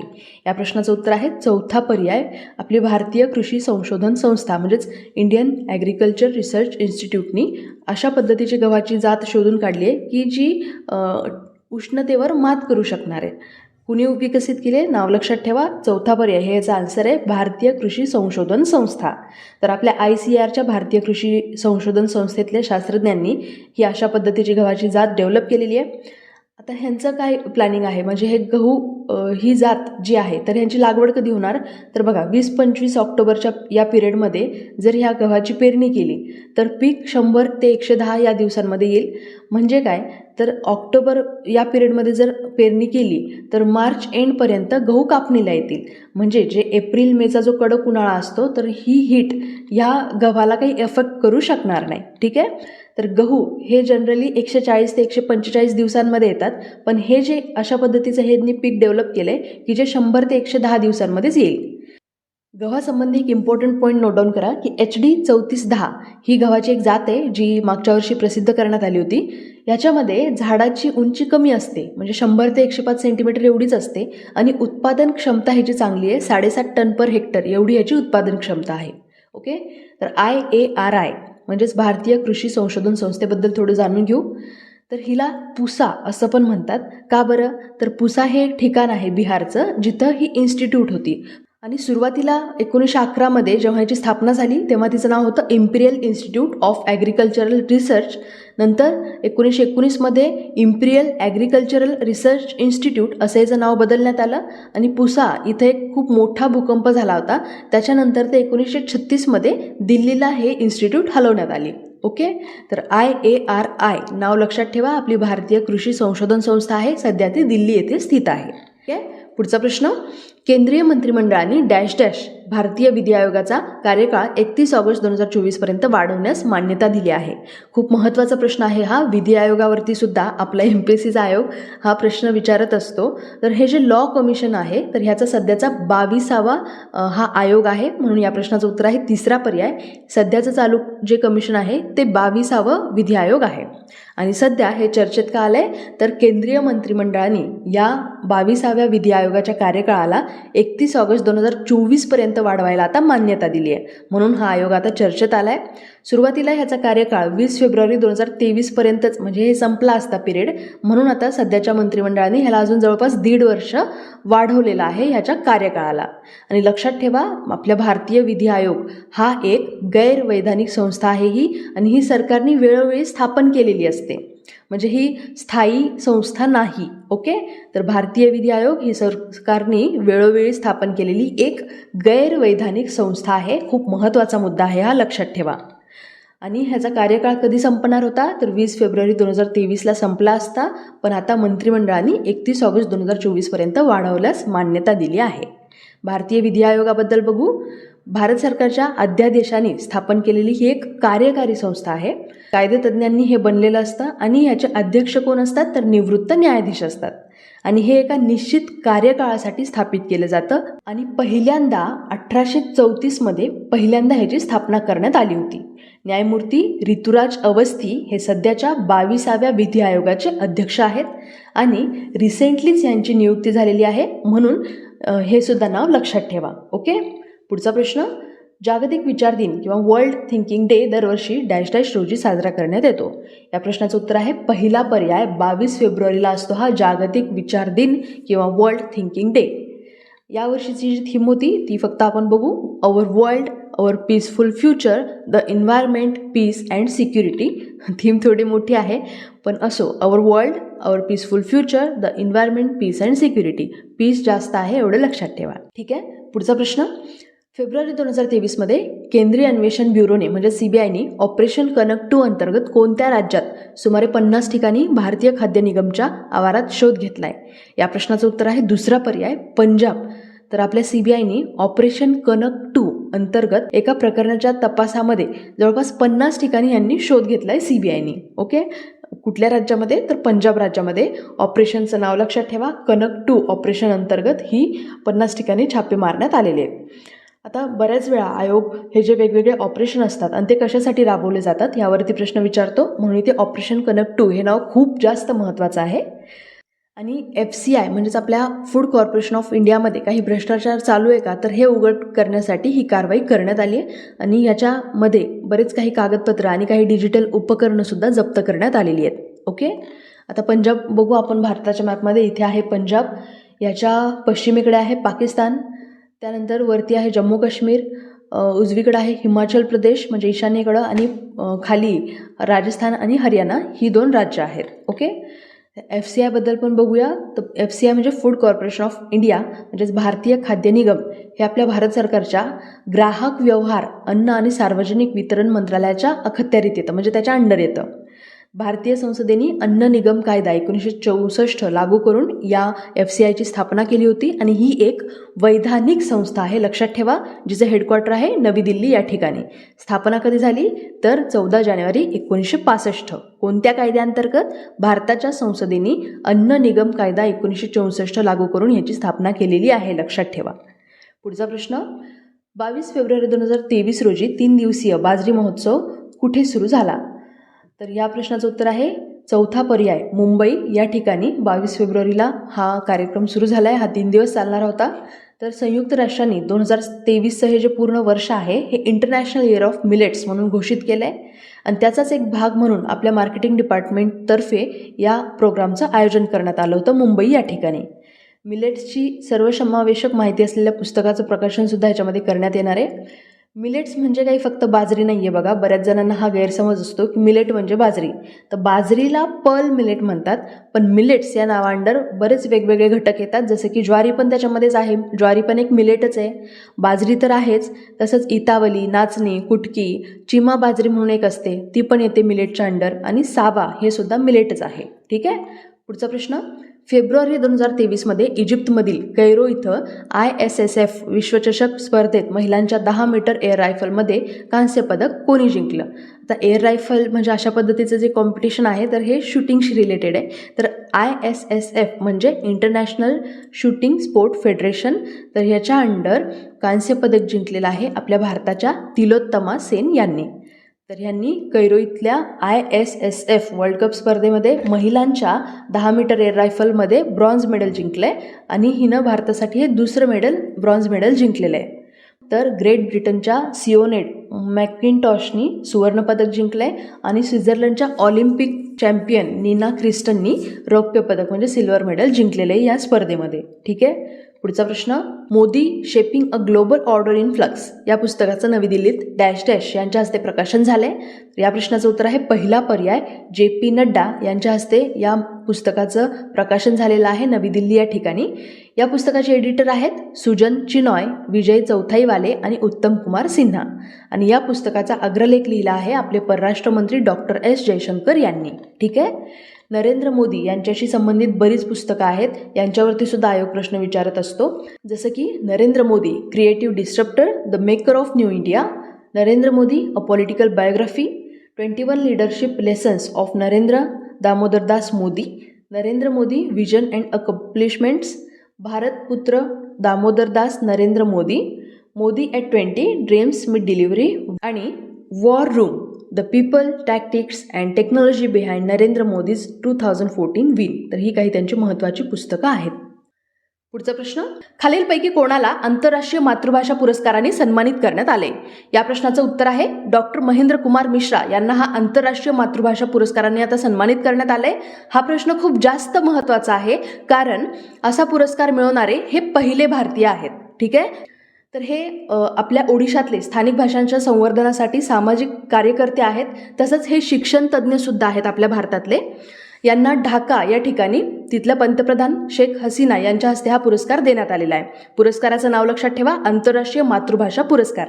आता ह्या नावावरून तुम्हाला लक्षात आलं असेल की आपण 3-4 दिवसांपूर्वी आंतरराष्ट्रीय मातृभाषा दिन कधी साजरा करण्यात येतो असा प्रश्न बघितला होता. तर त्याचा आन्सर तुम्ही मला आता कमेंट करून कळवायचे. ठीक आहे, हा प्रश्न खूप जास्त महत्त्वाचा आहे. मी अजून एकदा सांगते, कारण हा पुरस्कार मिळवणारे डॉक्टर मिश्रा हे पहिले भारतीय आहेत. युनेस्कोद्वारे 2021 स्थापन करण्यात आलेला हा पुरस्कार मातृभाषांचं जतन करण्यासाठी, त्यांचं पुनरुज्जीवन करण्यासाठी आणि मातृभाषेच्या विकासासाठी केलेल्या जे योगदान असतं वेगवेगळ्या लोकांनी दिलेलं, त्याच्यासाठी हा पुरस्कार युनेस्कोद्वारे दिला जातो. तर बांगलादेशच्या पंतप्रधान हसीना यांनी ढाका या ठिकाणी एकूण 4 पुरस्कार दिलेले आहेत बघा. त्यापैकी 2 राष्ट्रीय आहेत आणि 2 आंतरराष्ट्रीय पुरस्कार आहेत. आता राष्ट्रीय पुरस्कार जे आहेत ते बांगलादेशी नागरिक हबीबुर रहमान आणि रणजित सिंगा यांना दिलेत, आणि आंतरराष्ट्रीय पुरस्कार जे आहेत तर ते महेंद्र कुमार मिश्रा आणि mother language lovers of world society Vancouver Canada या सोसायटीला मिळालेला आहे हा आंतरराष्ट्रीय पुरस्कार. ठीक आहे, आंतरराष्ट्रीय मातृभाषा दिन हा रिसेंटली आपण सेलिब्रेट केला आहे. हा दिवस साजरा करण्याची कल्पना सुद्धा बांगलादेशच्या पुढाकारानेच घेण्यात आली होती, आणि या वर्षीची थीम होती या दिवसाची बहुभाषिक शिक्षणात परिवर्तनाची गरज. हा दिवस कधी साजरा करण्यात आला आहे ह्याचा आन्सर तुम्ही मला कमेंट करून द्यायचे. ठीक आहे, जातीभेदावर बंदी घालणारं अमेरिकेतलं पहिलं शहर कोणते? खूप जास्त महत्त्वाचा आणि इंटरेस्टिंग प्रश्न आहे हा, कारण आपण अमेरिका या देशाला प्रगत समजतो आणि ते सारखं वेगवेगळ्या फ्रीडम वगैरे गोष्टींबद्दल ते बोलत असतात, आणि तरीसुद्धा जातीभेदावरती बंदी अजूनपर्यंत तिथे घालण्यात आली नाही आहे. तर आता अमेरिकेतलं पहिलं असं शहर आहे की ज्यांनी जातीभेदावरती बंदी घातलेली आहे, आणि ते शहर आहे सिॲटल. या प्रश्नाचं उत्तर आहे तिसरा पर्याय. तर जातीवर आधारित भेदभाव स्पष्टपणे बंदी घालणारं सिॲटल आता हे अमेरिकेतलं पहिलं शहर ठरलेलं आहे. लक्षात ठेवा, सिॲटल सिटी काउन्सिलच्या सदस्य आहेत क्षमा सावंत. नावावरून वाटतंय ना महाराष्ट्रीयन आहेत, तर हो, या महाराष्ट्रीयनच आहेत. क्षमा सावंत यांचा जन्म झालेला आहे महाराष्ट्रामध्ये पुण्याच्या जवळ कुठेतरी, पण शिक्षण झालेलं आहे मुंबई इथे. तर ह्या ज्या क्षमा सावंत आहेत तर या सिॲटल सिटी काउन्सिलच्या सदस्य आहेत, आणि यांनी शहरातल्या जाती आधारित भेदभावावर बंदी घालण्यासाठी एक प्रस्ताव आणला होता, ज्याच्यावरती नंतर वोटिंग झालं, आणि हा जो प्रस्ताव आहे हा 6-1नी मंजूर झाला आहे. खूप चांगल्या वोटिंगनी हा मंजूर झालेला आहे, आणि त्याच्यामुळं आता सिॲटल हे असं शहर ठरलं आहे की जातीभेदावर आता हे स्पष्टपणे बंदी घालणार आहे. ओके, तर सिॲटलमध्ये बऱ्याच दक्षिण आशियाई डायस्पोरा आहे, जास्त करून तिथं भारतीय आणि हिंदू समुदाय आहेत, आणि त्यांच्यासाठी हे खूप एक महत्त्वाचं पाऊल समजलं जातं आहे. ठीक आहे, आता आपण US मॅप बघून घेऊया. इथे सिॲटल आहे बघा, इथे दिसते आपल्याला. इकडे आहे अलास्का. US हे एकूण 50 राज्यांचा मिळून बनलेला देश आहे, आणि उत्तर अमेरिका खंडाचा हा एक खूप मोठा भाग व्यापतो हा देश. ह्याच्या वायव्येला आपल्याला इकडे अलास्का दिसते. या देशाची स्थापना झालेली आहे 4 जुलै 1776 रोजी. आता इथे सिॲटल दिसतंय ना, तर ॲक्च्युली बऱ्याच जणांना कन्फ्युजन होतं की वॉशिंग्टन आणि वॉशिंग्टन DC हे दोन्ही एकच आहेत का वेगळे आहेत? तर बघा, वॉशिंग्टन हे स्टेट आहे, हे राज्याचं नाव आहे, आणि वॉशिंग्टन DC हे शहराचं नाव आहे, जी की USची राजधानी आहे. तर या वॉशिंग्टन स्टेटमध्ये आहे हे सिॲटल हे ठिकाण, आणि हे तिथलं सिॲटल हे त्या राज्यातलं सगळ्यात मोठं शहर आहे. कुठलं? तर वॉशिंग्टन या स्टेटमधलं. ठीक आहे, आणि वॉशिंग्टन आणि वॉशिंग्टन DC या दोन्हीतलं जे कन्फ्युजन आहे तर ते वेगळं करण्यासाठी वॉशिंग्टन DCला वॉशिंग्टन DC असंच म्हणतात, ज्याच्यामध्ये DC म्हणजे डिस्ट्रिक्ट ऑफ कोलंबिया आहे, आणि वॉशिंग्टन जे आहे म्हणजे स्टेट, तर त्याला प्रत्येक वेळी वॉशिंग्टन स्टेट असं म्हणतात, जेणेकरून या दोघांमध्ये थोडासा फरक राहील. आणि या वॉशिंग्टन स्टेटमध्ये इथे आहे सिॲटल. ठीक आहे, सध्याचे USAचे राष्ट्राध्यक्ष आहेत जो बायडन, आणि उपाध्यक्ष आहेत कमला हॅरिस. ठीक आहे, आता पुढचा प्रश्न, कोणता देश गल्फ फूड 2023चं आयोजन करत आहे? या प्रश्नाचं उत्तर आहे पहिला पर्याय. तर या मंथमध्ये फेब्रुवारी 2023मध्ये UAE संयुक्त अरब अमिराती हा देश गल्फ फूड 2023च्या 28व्या आवृत्तीचं आयोजन करत आहे, ज्याच्यातून आपल्या भारताकडून अपेडा सुद्धा सहभागी होत आहे. त्यासोबतच 50 भारतीय एक्सपोर्टर सुद्धा या प्रोग्राममध्ये सहभागी होत आहेत. अपेडा जे मी आत्ता म्हणलं म्हणजे काय, तर कृषी आणि प्रक्रिया अन्न निर्यात विकास प्राधिकरण म्हणजे अपेडा असतं. आणि हा जो प्रोग्राम आहे ना गल्फ फूड 2023, तर हे गल्फ फूड ह्याच्या नावावरून तुम्हाला थोडं समजलं असेल की हा अन्न आणि पेय क्षेत्रांना याच्याशी संबंधित आहे आणि या फील्डशी रिलेटेड जे काही एक्सपोर्टर असतात तर त्यांच्यासाठी ऑपॉर्च्युनिटी या प्रोग्राममधून मिळत असतात. ठीक आहे. अपेडाबद्दल थोडक्यात माहिती बघू. अपेडाचा फुल फॉर्म आहे agricultural and processed food products export development authority, म्हणजे अपेडा, ज्याला मराठीत आपण म्हणतो कृषी आणि प्रक्रिया केलेले अन्न उत्पादन निर्यात विकास प्राधिकरण. तर ही आपल्या भारतातली एक सर्वोच्च निर्यात व्यापार प्रोत्साहन सरकारी संस्था आहे. अपेडाची स्थापना भारत सरकारने डिसेंबर 1985 एका कायद्याअंतर्गत केली होती. या कायद्याचं नाव लक्षात ठेवा, कृषी आणि प्रक्रियाकृत अन्न उत्पादने निर्यात विकास प्राधिकरण कायदा. तर ह्याच्या अंतर्गत डिसेंबर 1985 अपेडाची भारत सरकारने स्थापना केलेली आहे. ठीक आहे. आणि हा कायदा 13 फेब्रुवारी 1986 पासून अंमलात आला होता. भारताच्या राजपत्रात जारी केलेल्या अधिसूचनेद्वारे हा अंमलात आला होता. ठीक आहे. तर हे जे प्राधिकरण आहे अपेडा, तर ह्यांनी सुरुवातीचं एक PFEPC होतं, तर ह्याची त्यांनी जागा घेतली. PFEPC म्हणजे काय, तर processed food export promotion council हे आधी होतं आणि त्याची जागा नंतर या अपेडाने घेतली होती. ओके. आणि हे वाणिज्य आणि उद्योग मंत्रालयाच्या अंतर्गत येतं, लक्षात ठेवा. सध्या ह्याचे अध्यक्ष आहेत डॉक्टर M अंगमुथू आणि हेडक्वार्टर आहे याचं नवी दिल्ली या ठिकाणी. ठीक आहे. पुढचा प्रश्न, प्रादेशिक भाषेत निकाल प्रकाशित करणारे खालीलपैकी कोणते देशातलं पहिलं उच्च न्यायालय बनलंय? खूप महत्त्वाचा प्रश्न आहे हा. या प्रश्नाचं उत्तर आहे तिसरा पर्याय, केरळ हायकोर्ट हे याचा आन्सर आहे. रिसेंटली केरळ हायकोर्टने मल्याळममध्ये 2 निकाल प्रकाशित केलेत आणि त्याच्यामुळं अशा पद्धतीनं मातृभाषेत किंवा प्रादेशिक भाषेत निकाल प्रकाशित करणारं केरळ हे पहिलं हायकोर्ट बनलं आपल्या देशातलं. ठीक आहे. कारण आत्ताच आपण बघितलं आंतरराष्ट्रीय मातृभाषा पुरस्कार देण्यात आले आणि आपण 2-3 दिवसांपूर्वीच्या लेक्चरमध्ये बघितलं होतं की आंतरराष्ट्रीय मातृभाषा दिन साजरा करण्यात आला आहे. तर याच दिवशी ज्या दिवशी आंतरराष्ट्रीय मातृभाषा दिन होता त्या दिवशी केरळच्या हायकोर्टने असं पाऊल उचललं आहे. आणि हे जे प्रादेशिक निकाल आहेत तर ते त्यांनी त्यांच्या वेबसाईटवरती इंग्लिश भाषेमध्ये आणि त्याच्या खाली प्रादेशिक भाषेमध्ये ते निकाल पब्लिश केलेले आहेत. ठीक आहे. आणि अशा पद्धतीचं पाऊल उचलणारं केरळ हे पहिलंच हायकोर्ट ठरले, लक्षात ठेवा. त्यांनी मल्याळममधील जे निकाल आहेत हे न्यायालयाच्या वेबसाईटवरती इंग्रजी आवृत्तीच्या खाली अपलोड केलेले आहेत. केरळ बघा इथे आपल्याला मॅपमध्ये दिसतोय. इकडे पश्चिम किनारपट्टीला लागून आपल्या दक्षिणेकडे आहे हे राज्य. याची स्थापना झाली 1 नोव्हेंबर 1956. ह्याची राजधानी आहे तिरुवनंतपुरम. केरळ बऱ्याच चांगल्या गोष्टीमध्ये टॉपवरती असतं, जसं की केरळ हेच आपल्या भारतातलं सगळ्यात जास्त साक्षरतेचं राज्य आहे. ठीक आहे. केरळची राजधानी आहे तिरुवनंतपुरम. सध्याचे मुख्यमंत्री आहेत पिनाराई विजयन. केरळचे सध्याचे राज्यपाल आहेत आरिफ मोहम्मद खान. ओके. पुढचा प्रश्न, राष्ट्रीय फलोत्पादन मेळा कोणत्या शहरात आयोजित केला जातो? या प्रश्नाचं उत्तर आहे चौथा पर्याय. आपल्या कृषी मंत्र्यांनी 22 फेब्रुवारीला कर्नाटकातल्या बेंगळुरू या ठिकाणी या राष्ट्रीय फलोत्पादन मेळाव्याचं उद्घाटन केलं. केंद्रीय कृषी आणि शेतकरी कल्याण मंत्री नरेंद्र सिंग तोमर यांनी हे उद्घाटन केलेलं आहे, लक्षात ठेवा. आणि हा 4 दिवसीय मेळावा असणार आहे. ICAR म्हणजे भारतीय कृषी संशोधन परिषद ह्याच्या अंतर्गत शेतकऱ्यांचं उत्पादन वाढवण्यासाठी किंवा शेतकऱ्यांच्या फायद्यासाठी आपली भारतीय फलोत्पादन संशोधन संस्था बेंगळुरू यांनी जे काही डेव्हलप केलेल्या नवीन टेक्नॉलॉजी आहेत तर ह्यांचं प्रदर्शन करण्यासाठी हा मेळा आयोजित केला जात असतो. आपण लास्ट लेक्चरमध्ये सुद्धा ICAR बघितलं होतं, त्याचा संबंध आला होता. कारण ICARच्या IARI म्हणजे इंडियन ॲग्रिकल्चरल रिसर्च इन्स्टिट्यूटच्या शास्त्रज्ञांनी अशी एक गव्हाची जात विकसित केली होती की जी उष्णतेवर मात करू शकेल. म्हणून आपण तेव्हा सुद्धा ICAR बघितलं होतं. ओके. जर तुम्ही लास्ट लेक्चर बघितलं नसेल तर ते पण बघून घ्या. आता पुढचा प्रश्न, राष्ट्रपती द्रौपदी मुर्मू यांनी संगीत नाटक अकादमी पुरस्कार प्रदान केलेत. हा पुरस्कार कधी सुरू झालाय? या प्रश्नाचं उत्तर आहे तिसरा पर्याय. 1952 हा पुरस्कार सुरू करण्यात आलेला आहे. आपल्या राष्ट्रपतींनी नवी दिल्ली या ठिकाणी हे पुरस्कार दिलेले आहेत. आणि हा प्रश्न खूप जास्त महत्त्वाचा आहे कारण 2019, 20 आणि 21 या तिन्ही वर्षांसाठीचे पुरस्कार आता यावर्षी देण्यात आलेत. फक्त पुरस्कारच नाही तर संगीत नाटक अकादमी फेलोशिप आणि पुरस्कार हे पण दिलेले आहेत. ओके. हा प्रोग्राम 23 फेब्रुवारीला नवी दिल्ली या ठिकाणी झाला होता. याच्यामध्ये फेलोशिप 8 जणांना मिळाली आहे, संगीत नाटक अकादमी फेलोशिप, आणि 128 कलाकारांना संगीत, नृत्य, नाट्य आणि पारंपरिक आणि लोककला क्षेत्रातले अवॉर्ड मिळालेले आहेत. ओके. अवॉर्डचं नाव लक्षात ठेवा, संगीत नाटक अकादमी पुरस्कार. हा 128 जणांना देण्यात आलेला आहे.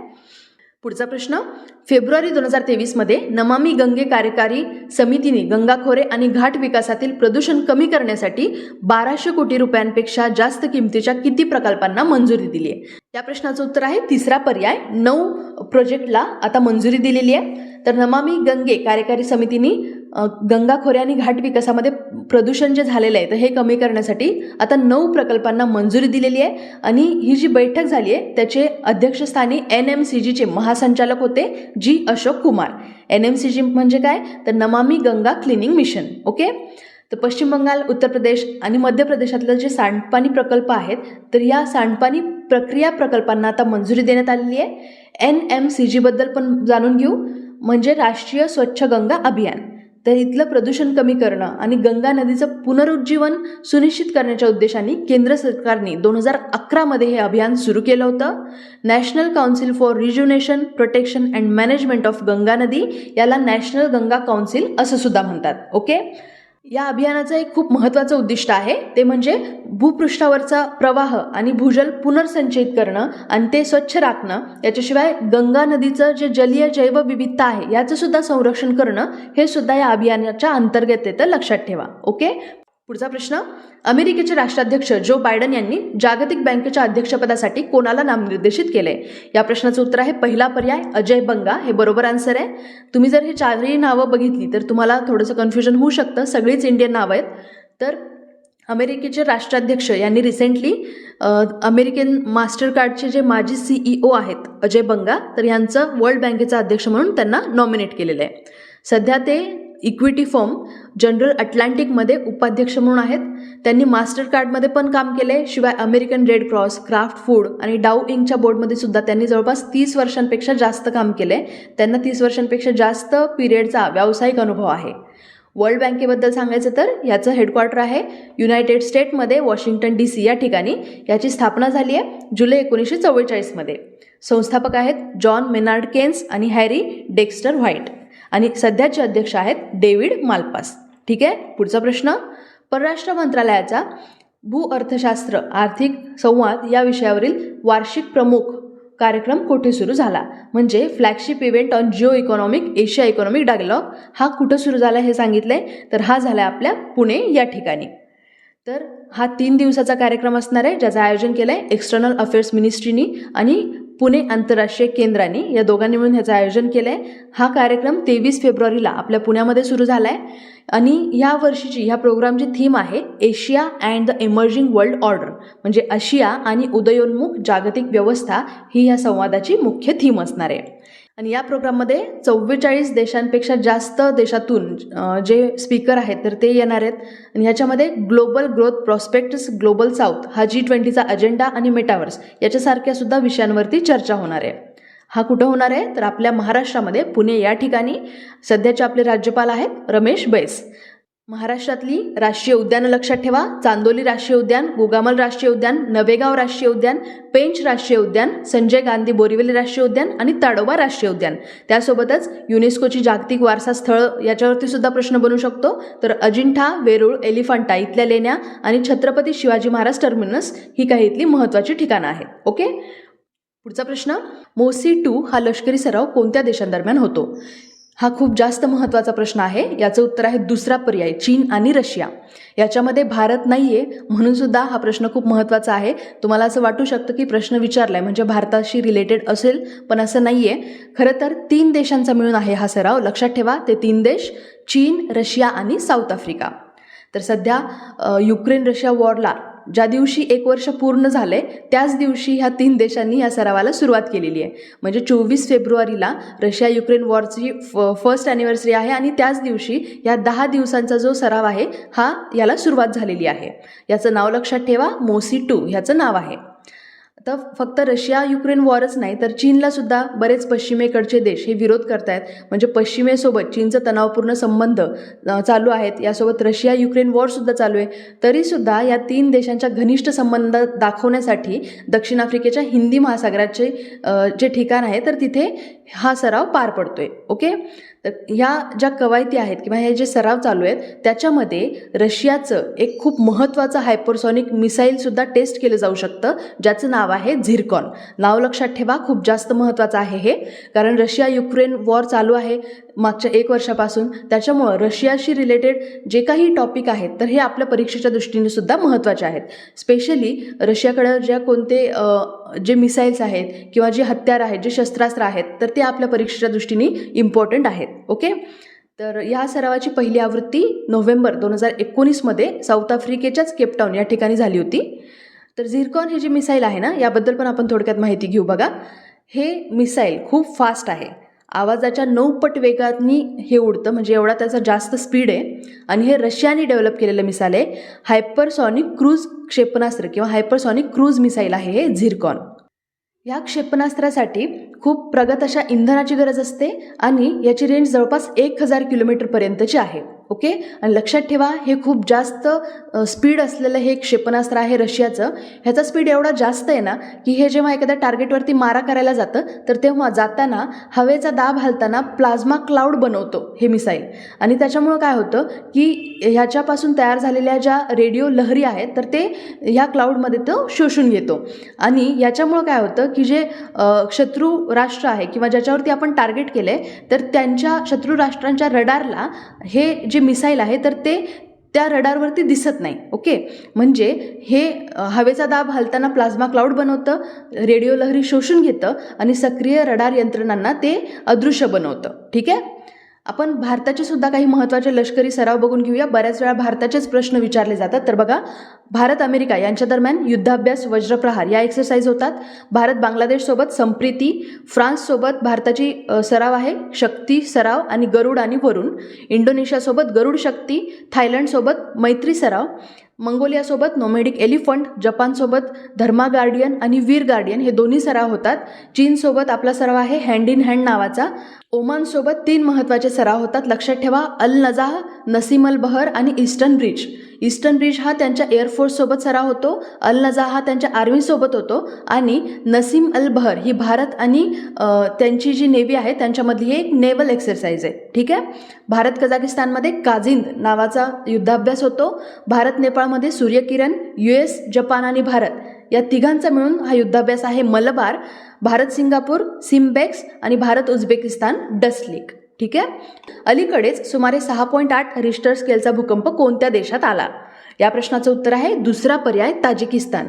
तर रिसेंटली 23 फेब्रुवारीला स्थानिक वेळेनुसार तिथल्या सकाळी 5:30 वाजता पूर्व ताजिकिस्तानमध्ये जवळपास 6.8 एवढ्या तीव्रतेचा भूकंप झाला. आणि ह्याचा परिणाम फक्त त्या देशातच नाही तर चीनमध्ये आणि त्याच्या शेजारच्या देशांमध्ये सुद्धा जाणवला. भूकंपाचं केंद्र हे चीनच्या जवळच होतं, जवळपास चीनपासून 82 किलोमीटर अंतरावरती त्या भूकंपाचं केंद्र होतं. आता बऱ्याच जणांना ना 2 देशामध्ये कन्फ्युजन होतं, ताजिकिस्तान आणि कझाकस्तान. थोडंसं सिमिलर वाटतं ना ऐकायला, त्याच्यामुळं कन्फ्युजन होऊ शकतं. तर बघा, ताजिकिस्तान इथं आपण मॅपच्या मदतीनं बघू. ताजिकिस्तान हा एक मध्य आशियामधला स्थित एक देश आहे. हा पूर्णपणे भूपरिवेष्टित देश आहे, म्हणजे याला समुद्र लागून नाही आहे. याच्या बघा, दक्षिणेला आहे अफगाणिस्तान, पश्चिमेला उझबेकिस्तान आहे, उत्तरेला आहे किर्गिस्तान, याच्या पूर्वेला चीन आहे आणि याची राजधानी आहे दुशानबे. ठीक आहे, आता असंच आपण कझाकस्तानचा पण मॅप बघू. त्यापूर्वी एक इम्पॉर्टंट पॉईंट लक्षात ठेवा कझाकस्तानबद्दल, की हा एक जगातला सगळ्यात मोठा भूपरिवेष्टित देश आहे. इम्पॉर्टंट फॅक्ट आहे, नोट डाऊन करा. आणि मॅपमध्ये आपण बघितलं तर बघा, इथे ह्याचं लोकेशन आपल्याला दिसतंय, मध्य आशियामध्येच आहे हा सुद्धा देश कझाकस्तान. याच्या उत्तरेला आहे रशिया, याच्या पूर्वेला बघा इथे चीन आहे, दक्षिणेला आहे किर्गिझस्तान, उझबेकिस्तान आणि तुर्कमेनिस्तान आणि पश्चिमेला ह्याच्या कॅप्सियन समुद्र आहे.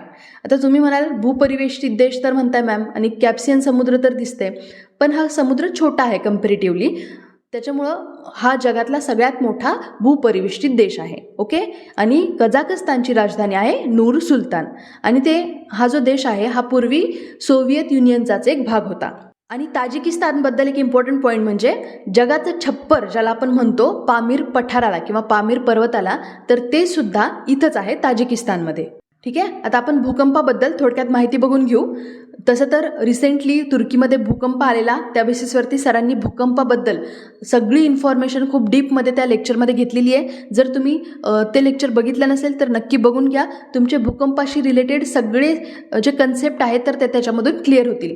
कारण आयोग बऱ्याच वेळा भूकंपावरती त्याच्या ज्या टर्मिनॉलॉजी आहेत तर यावरती प्रश्न विचारतो, जसं की भूकंप केंद्र काय असतं, भूकंप नाभी काय असते, किंवा रिश्टर स्केल कशाला म्हणतात, किंवा हे कशाने रेकॉर्ड करतात, तर असे प्रश्न आयोग विचारत असतो. ठीक आहे, तरी मी इथं थोडक्यात सांगते.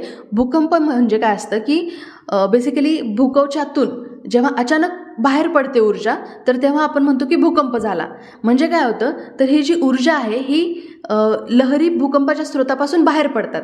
म्हणजे ज्या बिंदूपासून भूकंप सुरू होतो त्याला भूकंप नाभी म्हणतात आणि तो पृथ्वीच्या आत बरेच किलोमीटर ते खोल असू शकतं, जिथून ती ऊर्जा निर्माण होते आणि पृथ्वीच्या सरफेसवरून ती बाहेर पडते. ज्याच्यामुळं काय होतं की बऱ्याच वेळा पृथ्वी फाटल्यासारखी सुद्धा आपल्याला दिसते. आणि भूकंप नाभीच्या थेट वरच्या पृष्ठभागावरचा जो बिंदू असतो तर त्याला त्या भूकंपाचं भूकंप केंद्र किंवा एपिसेंटर असं म्हणतात. आणि लक्षात ठेवा की भूकंपाची जी लहरी आहेत तर हे मोजण्यासाठी किंवा हे रेकॉर्ड करण्याचं जे साधन आहे तर त्याला सिझमोमीटर असं म्हणतात. आणि भूकंपाचं जे एकक आहे याची तीव्रता मोजण्याचं ते आहे रिश्टर स्केल. ओके, तर बऱ्याच वेळा आपण बघतो की 7 रिश्टर स्केलचा भूकंप झाला, किंवा आता प्रश्नात पण विचारले की 6.8 रिश्टर स्केलचा भूकंप झाला, तर ते कशाने मोजतात तर सिझमोमीटरनी ते मोजलं जातं. ओके, पुढचा प्रश्न, जागतिक पुस्तक मेळा 2023 कोणत्या प्राधिकरणाद्वारे आयोजित केला जाईल? या प्रश्नाचं उत्तर आहे नॅशनल बुक ट्रस्ट.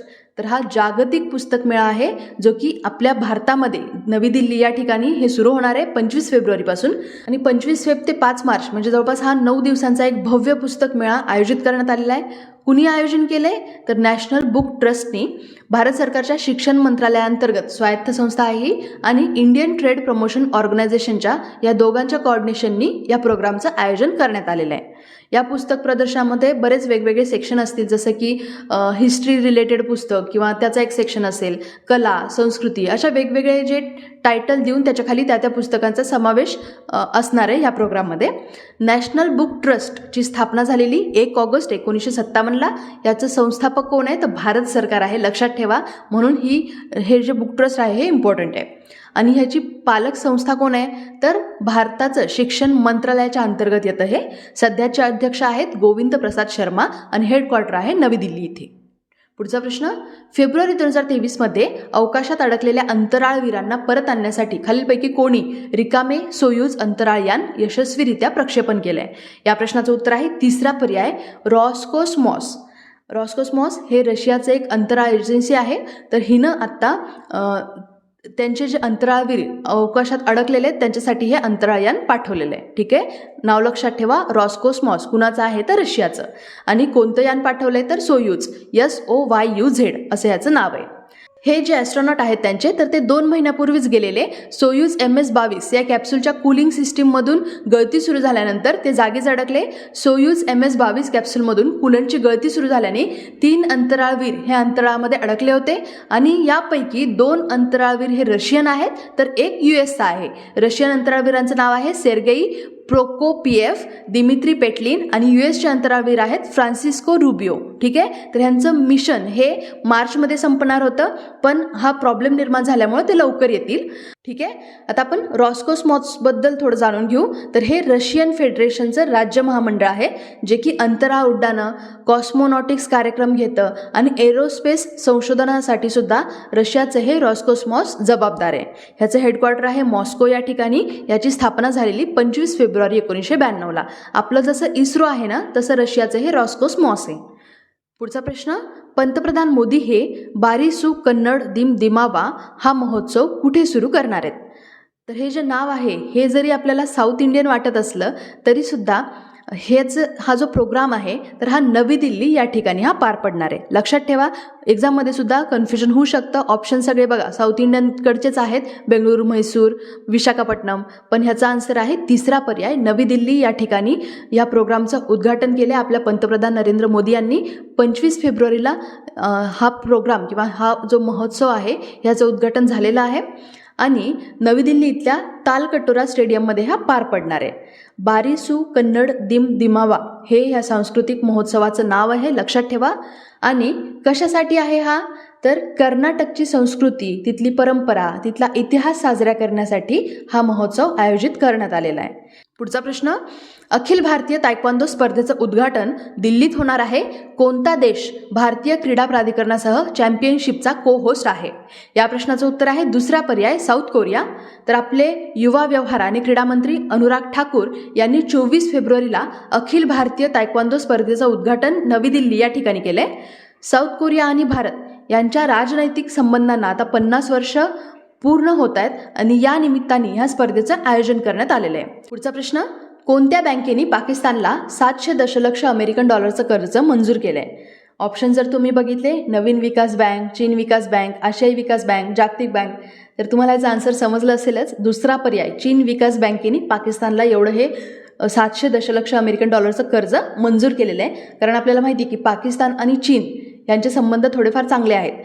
पाकिस्तान हा बऱ्याच दिवसांपासून बऱ्याच देशांसमोर, एवढंच नाही तर पर्सनली देश चालवण्यासाठी एखाद्या व्यक्तीकडं किंवा एखाद्या घराण्याकडे जाऊन पाकिस्तान कर्ज मागतोय आणि त्यांना बिहेव लाईक अ कंट्री अशा पद्धतीच्या टिप्पणीसुद्धा पाकिस्तानला आता ऐकाव्या लागत आहेत. आणि एवढे मोठ्या प्रमाणावरती तिथे इकॉनॉमिक क्रायसिस चालू आहेत पाकिस्तानमध्ये, आणि एवढे सगळं चालू असताना फक्त चीनच त्यांना कर्ज देऊ शकतं, बरोबर ना? तर हेच झालेलं आहे. चीन विकास बँकेनेच यांना एवढं जास्त कर्ज दिलेलं आहे आणि ही रक्कम त्यांना फेब्रुवारी एंडपर्यंत मिळू शकते. ठीक आहे, तर पुढचा प्रश्न बघू आपण. केंद्रीय उत्पादन शुल्क दिवस म्हणजे सेंट्रल एक्साइज डे हा केंद्रीय उत्पादन शुल्क आणि मीठ कायदा लागू केल्याच्या स्मरणार्थ साजरा केला जातो. या कायद्याची अंमलबजावणी कधी झाली? या प्रश्नाचं उत्तर आहे पहिला पर्याय, 1944ला या कायद्याची अंमलबजावणी झाली आणि त्याच्या स्मरणार्थच सेंट्रल एक्साइज डे हा सेलिब्रेट केला जातो. तर 24 फेब्रुवारी या दिवशी केंद्रीय उत्पादन शुल्क दिवस म्हणजेच सेंट्रल एक्साइज डे हा सेलिब्रेट केला जातो. आत्ताच बघितलं आपण, त्या कायद्याचं नाव लक्षात ठेवा. केंद्रीय उत्पादन शुल्क आणि मीठ कायदा हा या दिवशी 1944ला लागू झाला होता, त्याच्यामुळे 24 फेब्रुवारीलाच हा दिन सेलिब्रेट करतात. सीमा शुल्क, GST, केंद्रीय उत्पादन शुल्क आणि सेवा कर म्हणजे CST, तसंच अंमली पदार्थ हे भारतातल्या केंद्रीय अप्रत्यक्ष कर आणि सीमा शुल्क मंडळ म्हणजे CBIC द्वारे हे प्रकाशित केले जातात. आता थोडक्यात आपण CBIC बद्दल पण माहिती बघून घेऊ. तर बघा, CBIC म्हणजे central board of indirect taxes and customs. तर भारतीयची जी IRS सेवा आहे याच्यामध्ये 2 शाखांचा समावेश असतो. ज्या भारतीय महसूल सेवा असतात तर ह्याच्यामध्ये आयकर सेवा पण असतात आणि सीमाशुल्क आणि अप्रत्यक्ष कर पण सेवा असतात. तर असे हे जे 2 प्रकार आहेत त्यापैकी जो दुसरा प्रकार आहे त्याच्याशी रिलेटेड आहे हे CBIC म्हणजे केंद्रीय अप्रत्यक्ष कर आणि सीमा शुल्क मंडळ म्हणजेच CBIC ही भारतीय महसूल सेवेच्या 2 संस्थांपैकी एक आहे. CBICचे सध्याचे अध्यक्ष आहेत विवेक जोहरी आणि याची स्थापना झालेली 1 जानेवारी 1964ला. ठीक आहे, पुढचा प्रश्न, कॉमनवेल्थ पार्लमेंटरी असोसिएशनच्या म्हणजे CPAच्या 19व्या वार्षिक झोन 3 परिषदेचं उद्घाटन कोणत्या राज्यात झालंय? या प्रश्नाचं उत्तर आहे पहिला पर्याय, आपले जे लोकसभा अध्यक्ष आहेत ओम बिर्ला यांनी 23 फेब्रुवारीला गंगटोक सिक्कीम या ठिकाणी या कॉमनवेल्थ पार्लमेंटरी असोसिएशन इंडियन रिजनच्या 19व्या वार्षिक झोन 3 या परिषदेचं उद्घाटन केलंय आणि हे 24 फेब्रुवारीला हे संपलंय सुद्धा, म्हणजे हे 2 दिवसाचं होतं. ह्या कॉन्फरन्सचं नाव लक्षात ठेवा, 19th annual zone 3 conference of commonwealth parliamentary association India region म्हणजे CPA इंडिया रिजन. तर CPA इंडिया क्षेत्राचा झोन 3 हे जे कॉन्फरन्स आहे हे खूप महत्त्वाचं व्यासपीठ आहे बघा. जे ईशान्येकडचे राज्य आहेत तर त्या प्रदेशांमधले जे आमदार आहेत हे वेगवेगळ्या विषयांवरती, वेगवेगळ्या त्यांच्या समस्यांवरती या कॉन्फरन्समध्ये येऊन ते डिस्कस करतात, त्याच्यावरती ते उपाय शोधतात. ठीक आहे, पुढचा प्रश्न, कोणत्या राज्यातील 12 बस्तीने निर्मळ आणि निष्पक्ष निवडणुकीसाठी म्हणजे क्लीन अँड फेअर इलेक्शनसाठीचा ठराव मंजूर केला आहे? खूप महत्त्वाचा प्रश्न आहे हा. असाही प्रश्न बनू शकतो की 12 बस्ती कशाला म्हणतात किंवा कोणत्या गावाला म्हणतात? तर बघा, या प्रश्नाचं उत्तर आहे पहिला पर्याय, नागालँड. तर नागालँडमध्ये 27 फेब्रुवारीला मतदान होणार आहे आणि त्यातलं जे कोहिमा हे जे गाव आहे, ज्याला 12 बस्ती असं पण म्हणतात, तर हे आशियातलं दुसऱ्या क्रमांकाचं सगळ्यात मोठं गाव आहे, ज्यांनी निर्मळ आणि निष्पक्ष निवडणुकीसाठीचा हा ठराव स्वीकारलेला आहे. लक्षात ठेवा, कोहिमा ह्यालाच 12 बस्ती असंही म्हणतात आणि हे आशियातलं दुसऱ्या क्रमांकाचं सगळ्यात मोठं गाव आहे, ज्यांनी क्लीन अँड क्लिअर इलेक्शनसाठी किंवा क्लीन अँड फेअर इलेक्शनसाठीचा ठराव मंजूर केलेला आहे. ठीक आहे. कोहिमा गावातल्या प्रत्येक नागरिकाला त्यांच्या मतदानाच्या हक्काबाबत जागरूक करण्यात आलं आहे.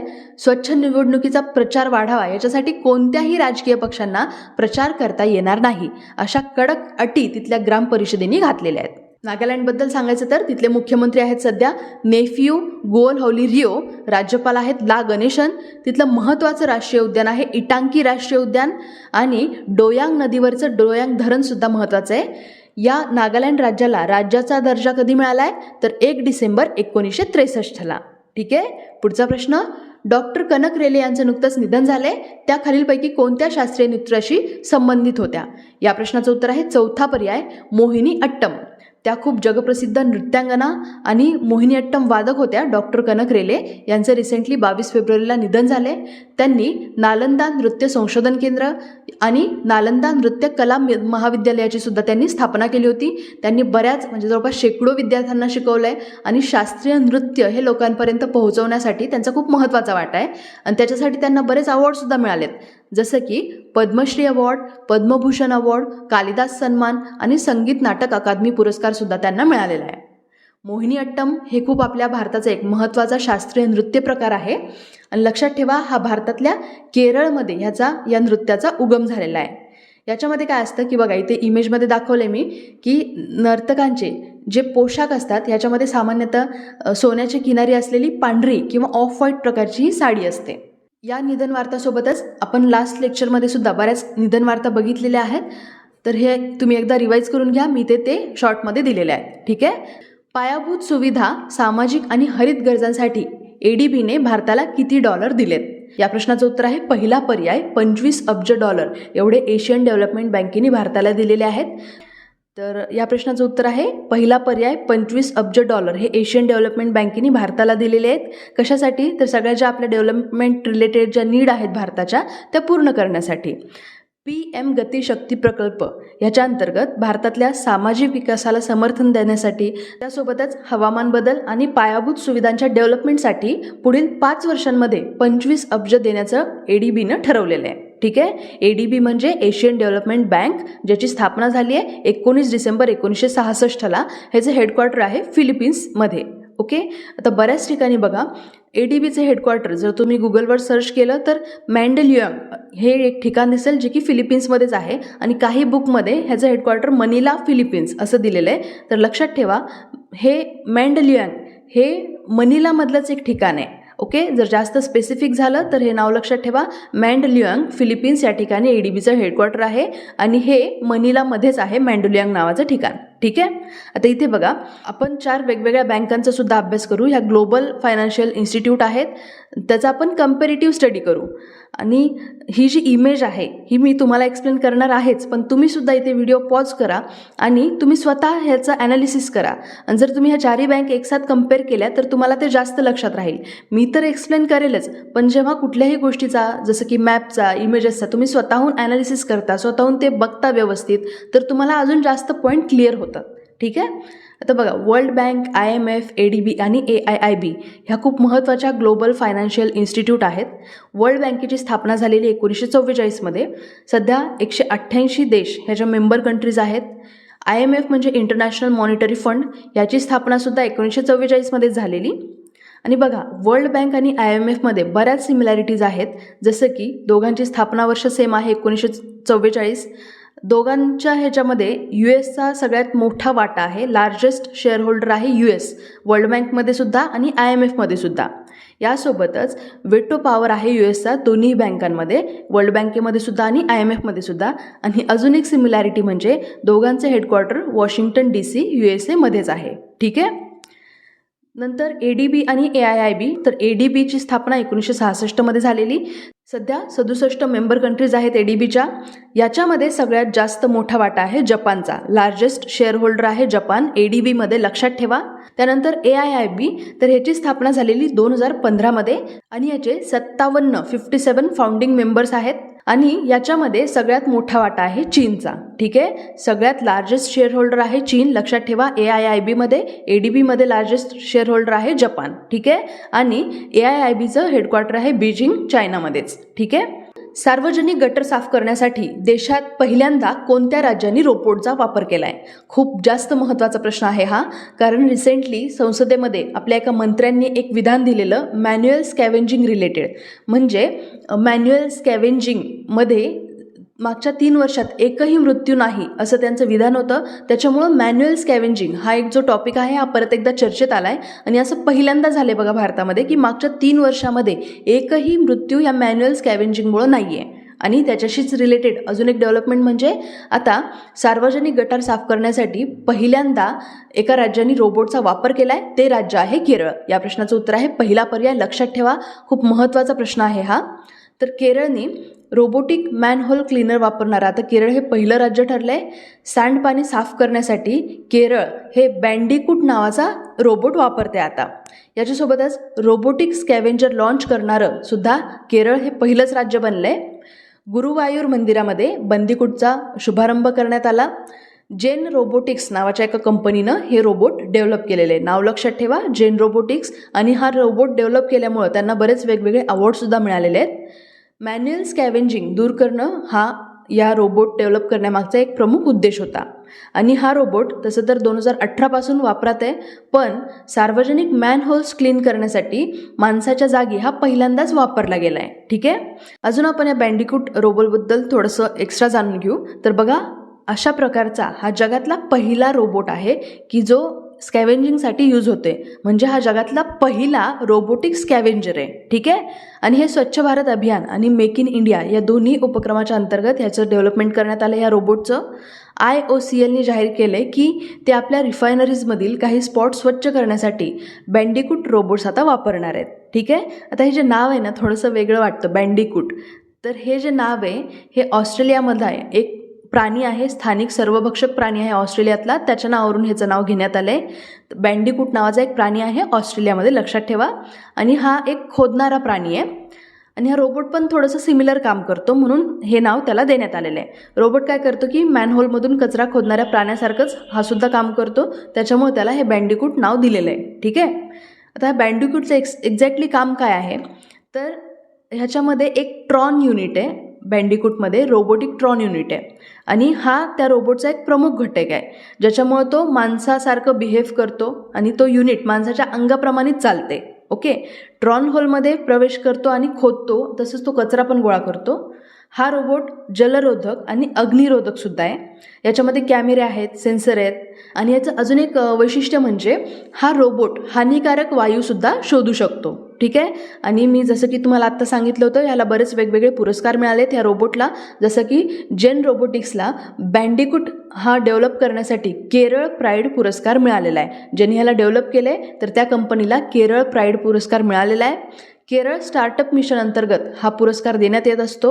तसंच रोबोट डेव्हलप करण्यासाठी जेन रोबोटिक्सला राष्ट्रीय पुरस्कारसुद्धा मिळालेला आहे. ओके. आता पुढचा प्रश्न, 2023 महिला T20 विश्वचषक स्पर्धेमध्ये उपविजेता संघ कोणता? तर बघा, उपविजेता संघ विचारला आहे तर एक्झाममध्ये सुद्धा प्रश्न नीट वाचत जा. तुम्ही लगेच ऑस्ट्रेलिया पहिल्या नंबरवरती दिसतं तर ऑस्ट्रेलियाला टिक करून येऊ शकता. एक्झाममध्ये बऱ्याच जणांकडून जे फर्स्ट टाईम अटेम्प्ट करतात त्यांच्याकडून तर अशा चुका होतात अंडर प्रेशर. त्याच्यामुळं प्रश्न नीट वाचायला शिका. ओके. तर इथं आपल्याला उपविजेता संघ विचारला आहे, तर त्या म्हणून या प्रश्नाचं उत्तर आहे दुसरा पर्याय, दक्षिण आफ्रिका. ठीक आहे. तर विजेता कोण आहे तर ऑस्ट्रेलिया आहे, पण उपविजेता आहे दक्षिण आफ्रिका.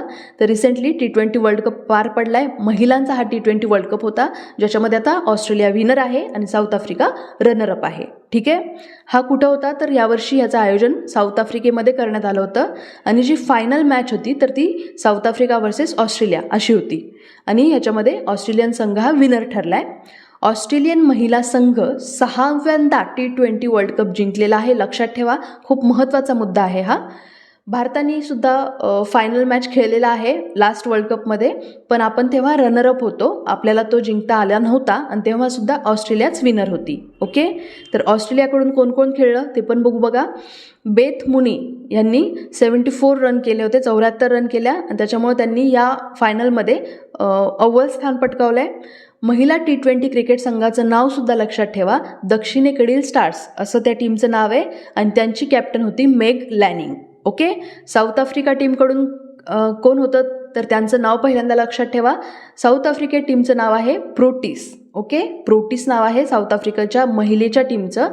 आणि साऊथ आफ्रिकेबद्दल सांगायचं तर खूप महत्त्वाचा मुद्दा आहे, लक्षात ठेवा की साऊथ आफ्रिका ही T20च्या फायनलमध्ये जाण्याची ही पहिलीच वेळ होती. तसं तर 1888मध्ये पहिल्यांदा साऊथ आफ्रिकेच्या महिला क्रिकेट संघाची स्थापना झाली आहे, पण त्यांनी त्यांचा इंटरनॅशनल क्रिकेटचा जो मॅच होता तर तो पहिल्यांदा 1960मध्ये खेळला आहे. ओके, आणि भारताबद्दल सांगायचं तर भारत लास्ट जो वर्ल्ड कप झाला 2020चा तर तेव्हा आपण रनरअप होतो आणि तेव्हा ऑस्ट्रेलिया जिंकली होती. आपल्या भारतीय क्रिकेट टीमचं, महिला क्रिकेट टीमचं नाव आहे वुमन इन ब्ल्यू. लक्षात ठेवा, आपल्या कॅप्टन आहेत हरमनप्रीत कौर आणि आपल्या टीमची स्थापना 1976मध्ये झाली होती आणि हे BCCIच्या अंडरच हे वर्क करतं, म्हणजे भारतीय क्रिकेट नियामक मंडळच ह्याला रेग्युलेट करतं. ठीक आहे, तर हा आत्तापर्यंतचे जे मॅचेस आहेत T20चे फायनल जे मॅच आहेत तर ते कुठं झालेले आहेत वुमन्स टीमचे, तर ह्याचा चार्ट मी इथे दिलेला आहे. तुम्ही थोडासा व्हिडिओ पॉज करा आणि ह्या चार्टचं कंप्लीट एक ॲनालिसिस करा, म्हणजे तुम्हाला समजेल की ऑस्ट्रेलिया किती वेळा जिंकला आहे आणि बाकीच्या कोणकोणत्या टीम आहेत ज्या फायनल जिंकलेल्या आहेत, मग रनरअप कोण आहे, तर हे सगळं तुम्हाला एक ॲनालिसिस होऊन जाईल. ओके, अजून एक चार्ट आहे, ह्याचं आपण थोडासा अभ्यास करू बघा. इथे बऱ्याच टीम तुम्हाला इकडे दिसत आहेत, Australia, England, West Indies, New Zealand, India, south Africa वगैरे. तर सगळ्यात बेस्ट परफॉर्मन्स आत्तापर्यंतचा आहे ऑस्ट्रेलिया या टीमचा, कारण ऑस्ट्रेलियाने आत्तापर्यंत 6 वेळा T20 वर्ल्ड कप जिंकलेला आहे महिलांच्या टीमनी त्यांच्या. ओके, तर कधी कधी बघा 2010मध्ये, 12मध्ये, 14मध्ये, 2018, 2020 आणि 2023 ह्या 6 वेळा ऑस्ट्रेलियाने वुमन्स T20 वर्ल्ड कप जिंकलेला आहे.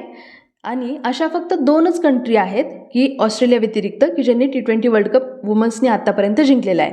त्या कोणत्या तर इंग्लंड आणि वेस्ट इंडिज. ठीक आहे, न्यूझीलंड रनरअप राहिलेला आहे 2 वेळा, 2009 आणि 2010 या दोन्ही वेळा न्यूझीलंड रनरअप होता. भारतसुद्धा रनरअप होता 2020मध्ये आणि यावर्षीचा रनरअप आहे साऊथ आफ्रिका. आता पुढचा प्रश्न, अलीकडील वारंवार होणाऱ्या भूकंपांमुळे शास्त्रज्ञांना नवीन गाभा सापडला जो डॅश डॅश आणि डॅश डॅश पासून बनला आहे. खूप जास्त महत्त्वाचा प्रश्न आहे हा, आपल्या जिओग्राफीशी रिलेटेड आहे. तर आत्तापर्यंत बऱ्याच वेळा ह्या गाभ्यांवरती प्रश्न विचारले जातात की किती लेअर आहेत किंवा तिसरा गाभा ह्या 2 मेटलचा मिळून बनलेला आहे, अशा पद्धतीचे.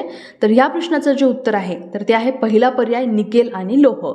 तर रिसेंटली तुर्कीमध्ये, तजिकिस्तानमध्ये भूकंप झाला, तर शास्त्रज्ञांना हा एक नवीन लेअर सापडला आहे ज्याच्यामध्ये निकेल आणि लोह हे मोठ्या प्रमाणावरती आहेत. ठीक आहे, आणि ह्याला आता 5वा थर म्हणून ते म्हणतायत, म्हणजे शास्त्रज्ञांना पृथ्वीच्या गाभ्याचा एक 5वा एक नवीन थर सापडला आहे. आतील गाभा आणि बाह्य गाभ्यापेक्षा हा वेगळा आहे आणि हा नवीन 5वा थर जो आहे हा थोडा घन आहे आणि त्याचा डायमीटर आहे 650 किलोमीटर. तर आत्तापर्यंत बघा आपण जिओग्राफीचे जे बुक स्टेट बोर्डचे, NCERTचे वाचत आलो आहे त्याच्यामध्ये आपण 4 लेअर आहेत असंच आपण अभ्यास करत आलो आहे. पण आता करंट अफेअरमुळं आपल्याला त्याच्यामध्ये अजून एक GSमध्ये आपल्याला एक ॲडिशन करावे लागणार आहे की आता 5 लेअर आहेत अर्थचे. ठीक आहे, तर असे जे टॉपिक असतात ज्याला GSचे जे टॉपिक असतात की ज्याला करंट अफेअरमुळे धक्का लागला आहे, तर अशा टॉपिकवरती हमखास आयोग प्रश्न विचारतो. म्हणून लक्षात ठेवा, निकेल आणि लोहाचा हा 5वा लेअर आहे, याचा डायमीटर 650 किलोमीटर असू शकतो असा शास्त्रज्ञांचा अंदाज आहे. ओके, पुढचा प्रश्न, कोब्रा वॉरियर सराव हा एक बहुराष्ट्रीय सराव आहे, त्यात खालीलपैकी कोणता किंवा कोणते देश सहभाग घेतील? या प्रश्नाचं उत्तर, तर कोब्रा वॉरियर हा जो सराव आहे हा मार्च 2023मध्ये UK मधल्या वेडिंग्टन एअरफोर्स बेस इथं होणार आहे आणि हा एक बहुराष्ट्रीय सराव आहे. आपण बघितलंय की ह्याच्यामध्ये बरेच राष्ट्र आहेत. बघा, द्विपक्षीय सराव म्हणजे ज्याच्यामध्ये फक्त 2च देश सहभागी होत असतात. त्रिपक्षीय म्हणजे त्यात 3च देश सहभागी होतात. आता ह्याच्यामध्ये 3पेक्षा जास्त देश आहेत. किती आहेत बघा बरं, UK, Sweden, Singapore, Finland, Bharat, America आणि दक्षिण आफ्रिका असे टोटल 7 देश आहेत जे ह्याच्यामध्ये सहभागी होणार आहेत. म्हणून याला बहुराष्ट्रीय सराव असं म्हणायचं. आपल्या भारताकडून बघा, इंडियन एअरफोर्सकडून IL-78 मिड एअर रिफ्युलर विमानासोबतच 5 मिराज 2000 लढाऊ विमानं आणि 2 C-17 ग्लोब मास्टरसुद्धा आपलं इंडियन एअरफोर्स या सरावामध्ये पाठवणार आहे. ओके, थोडक्यात आपण या सरावाची पार्श्वभूमी बघूया, कारण खूप जास्त कंट्री ह्याच्यामध्ये भाग घेत आहेत. कोब्रा वॉरियर हा रॉयल एअरफोर्सचा सगळ्यात मोठा सराव आहे. सरावादरम्यान रॉयल एअरफोर्स हे वेगवेगळ्या देशातल्या वैमानिकांना एक वेगळी ट्रेनिंग देतं, विशेष प्रशिक्षण देतं आणि 10 वर्षांपेक्षा जास्त काळापासून हा सराव सुरू आहे. हा व्यायाम जगातल्या सगळ्यात आव्हानात्मक व्यायामांपैकी एक मानला जातो. त्याच्यामुळं हवाई दलांना चांगलं प्रशिक्षणसुद्धा मिळतं. या सरावादरम्यान रॉयल ब्रिटिश एअरफोर्स पात्र स्पेस इन्स्ट्रक्टर कोर्सेस, पाळत ठेवणं, मल्टी इंजिन रणनीती, पात्र शस्त्रे, प्रशिक्षक हे देत असतं.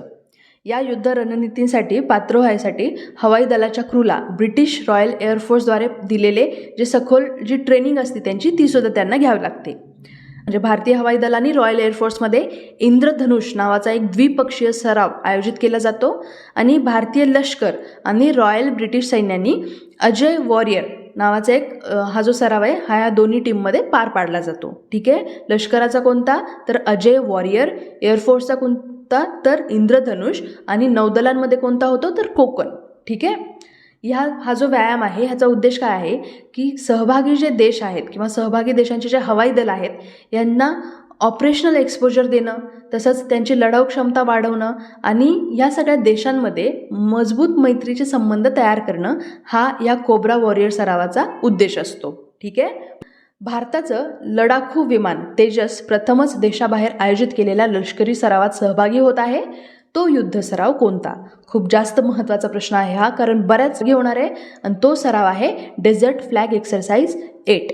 ठीक आहे, तर ही जी एक्सरसाइज आहे, हा जो सराव आहे हा UAEच्या तळ अल दफ्रा इथं हा आयोजित केला जाणार आहे आणि ह्याच्यामध्ये भारतीय हवाई दलसुद्धा सहभागी होणार आहे. ठीक आहे, या प्रश्नाचं उत्तर आहे पहिला पर्याय डेझर्ट फ्लॅग एक्सरसाइज, ज्याच्यामध्ये तेजस पहिल्यांदाच सहभागी होणार आहे.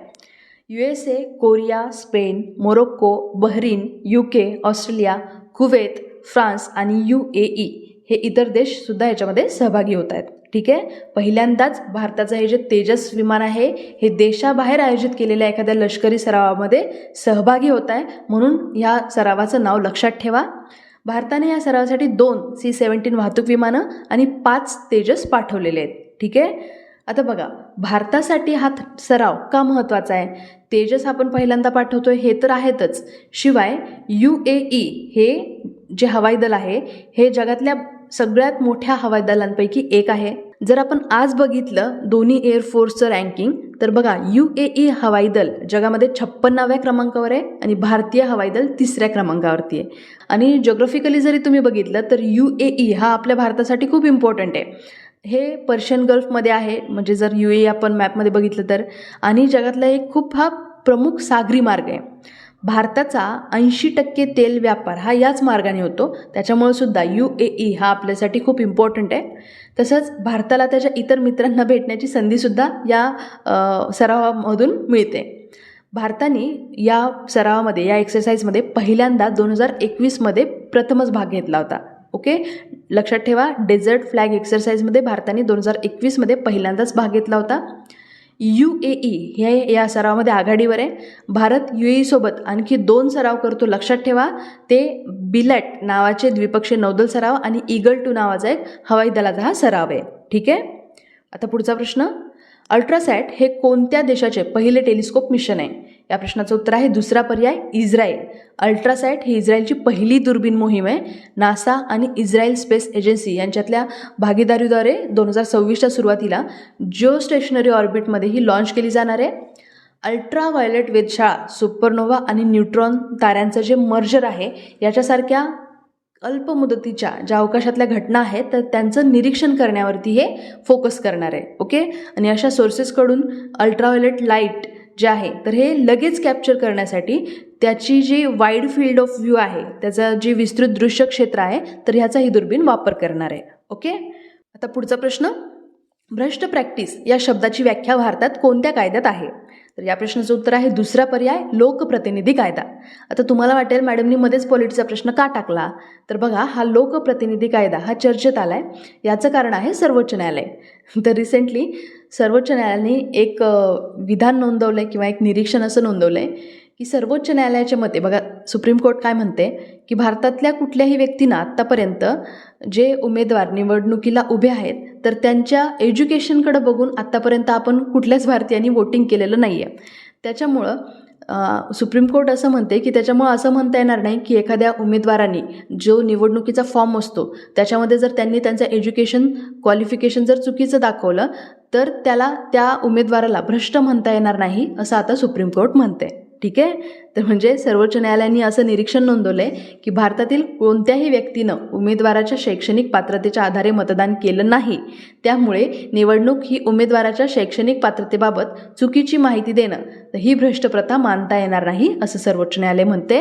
त्यामुळे हा लोकप्रतिनिधी कायदा हा परीक्षेच्या दृष्टिकोनातून थोडा महत्त्वाचा आहे. एक्झामला जाताना ह्याला थोडंसं रिवाईज करा. ओके. तर हा लोकप्रतिनिधी कायदा 1951चा एक कलम आहे, कलम 123. तर ह्याच्याद्वारे भ्रष्ट व्यवहाराशी संबंधित ज्या समस्या आहेत तर ह्या हाताळल्या जातात. ठीक आहे. कलम लक्षात ठेवा, लोकप्रतिनिधी कायदा 1951चा कलम नंबर 123. ठीक आहे. मला आशा आहे की तुम्हाला आजचं लेक्चर समजलं असेल आणि आवडलं सुद्धा असेल. जर हे लेक्चर तुम्हाला आवडलं असेल तर तुमच्या फ्रेंड्ससोबत सुद्धा ह्याला शेअर करा. जर तुमच्या काही प्रतिक्रिया असतील तर त्याही मला कमेंटमधून कळवा. ठीक आहे. चला तर मग भेटूयात पुढच्या लेक्चरसोबत. जय हिंद, जय महाराष्ट्र. धन्यवाद.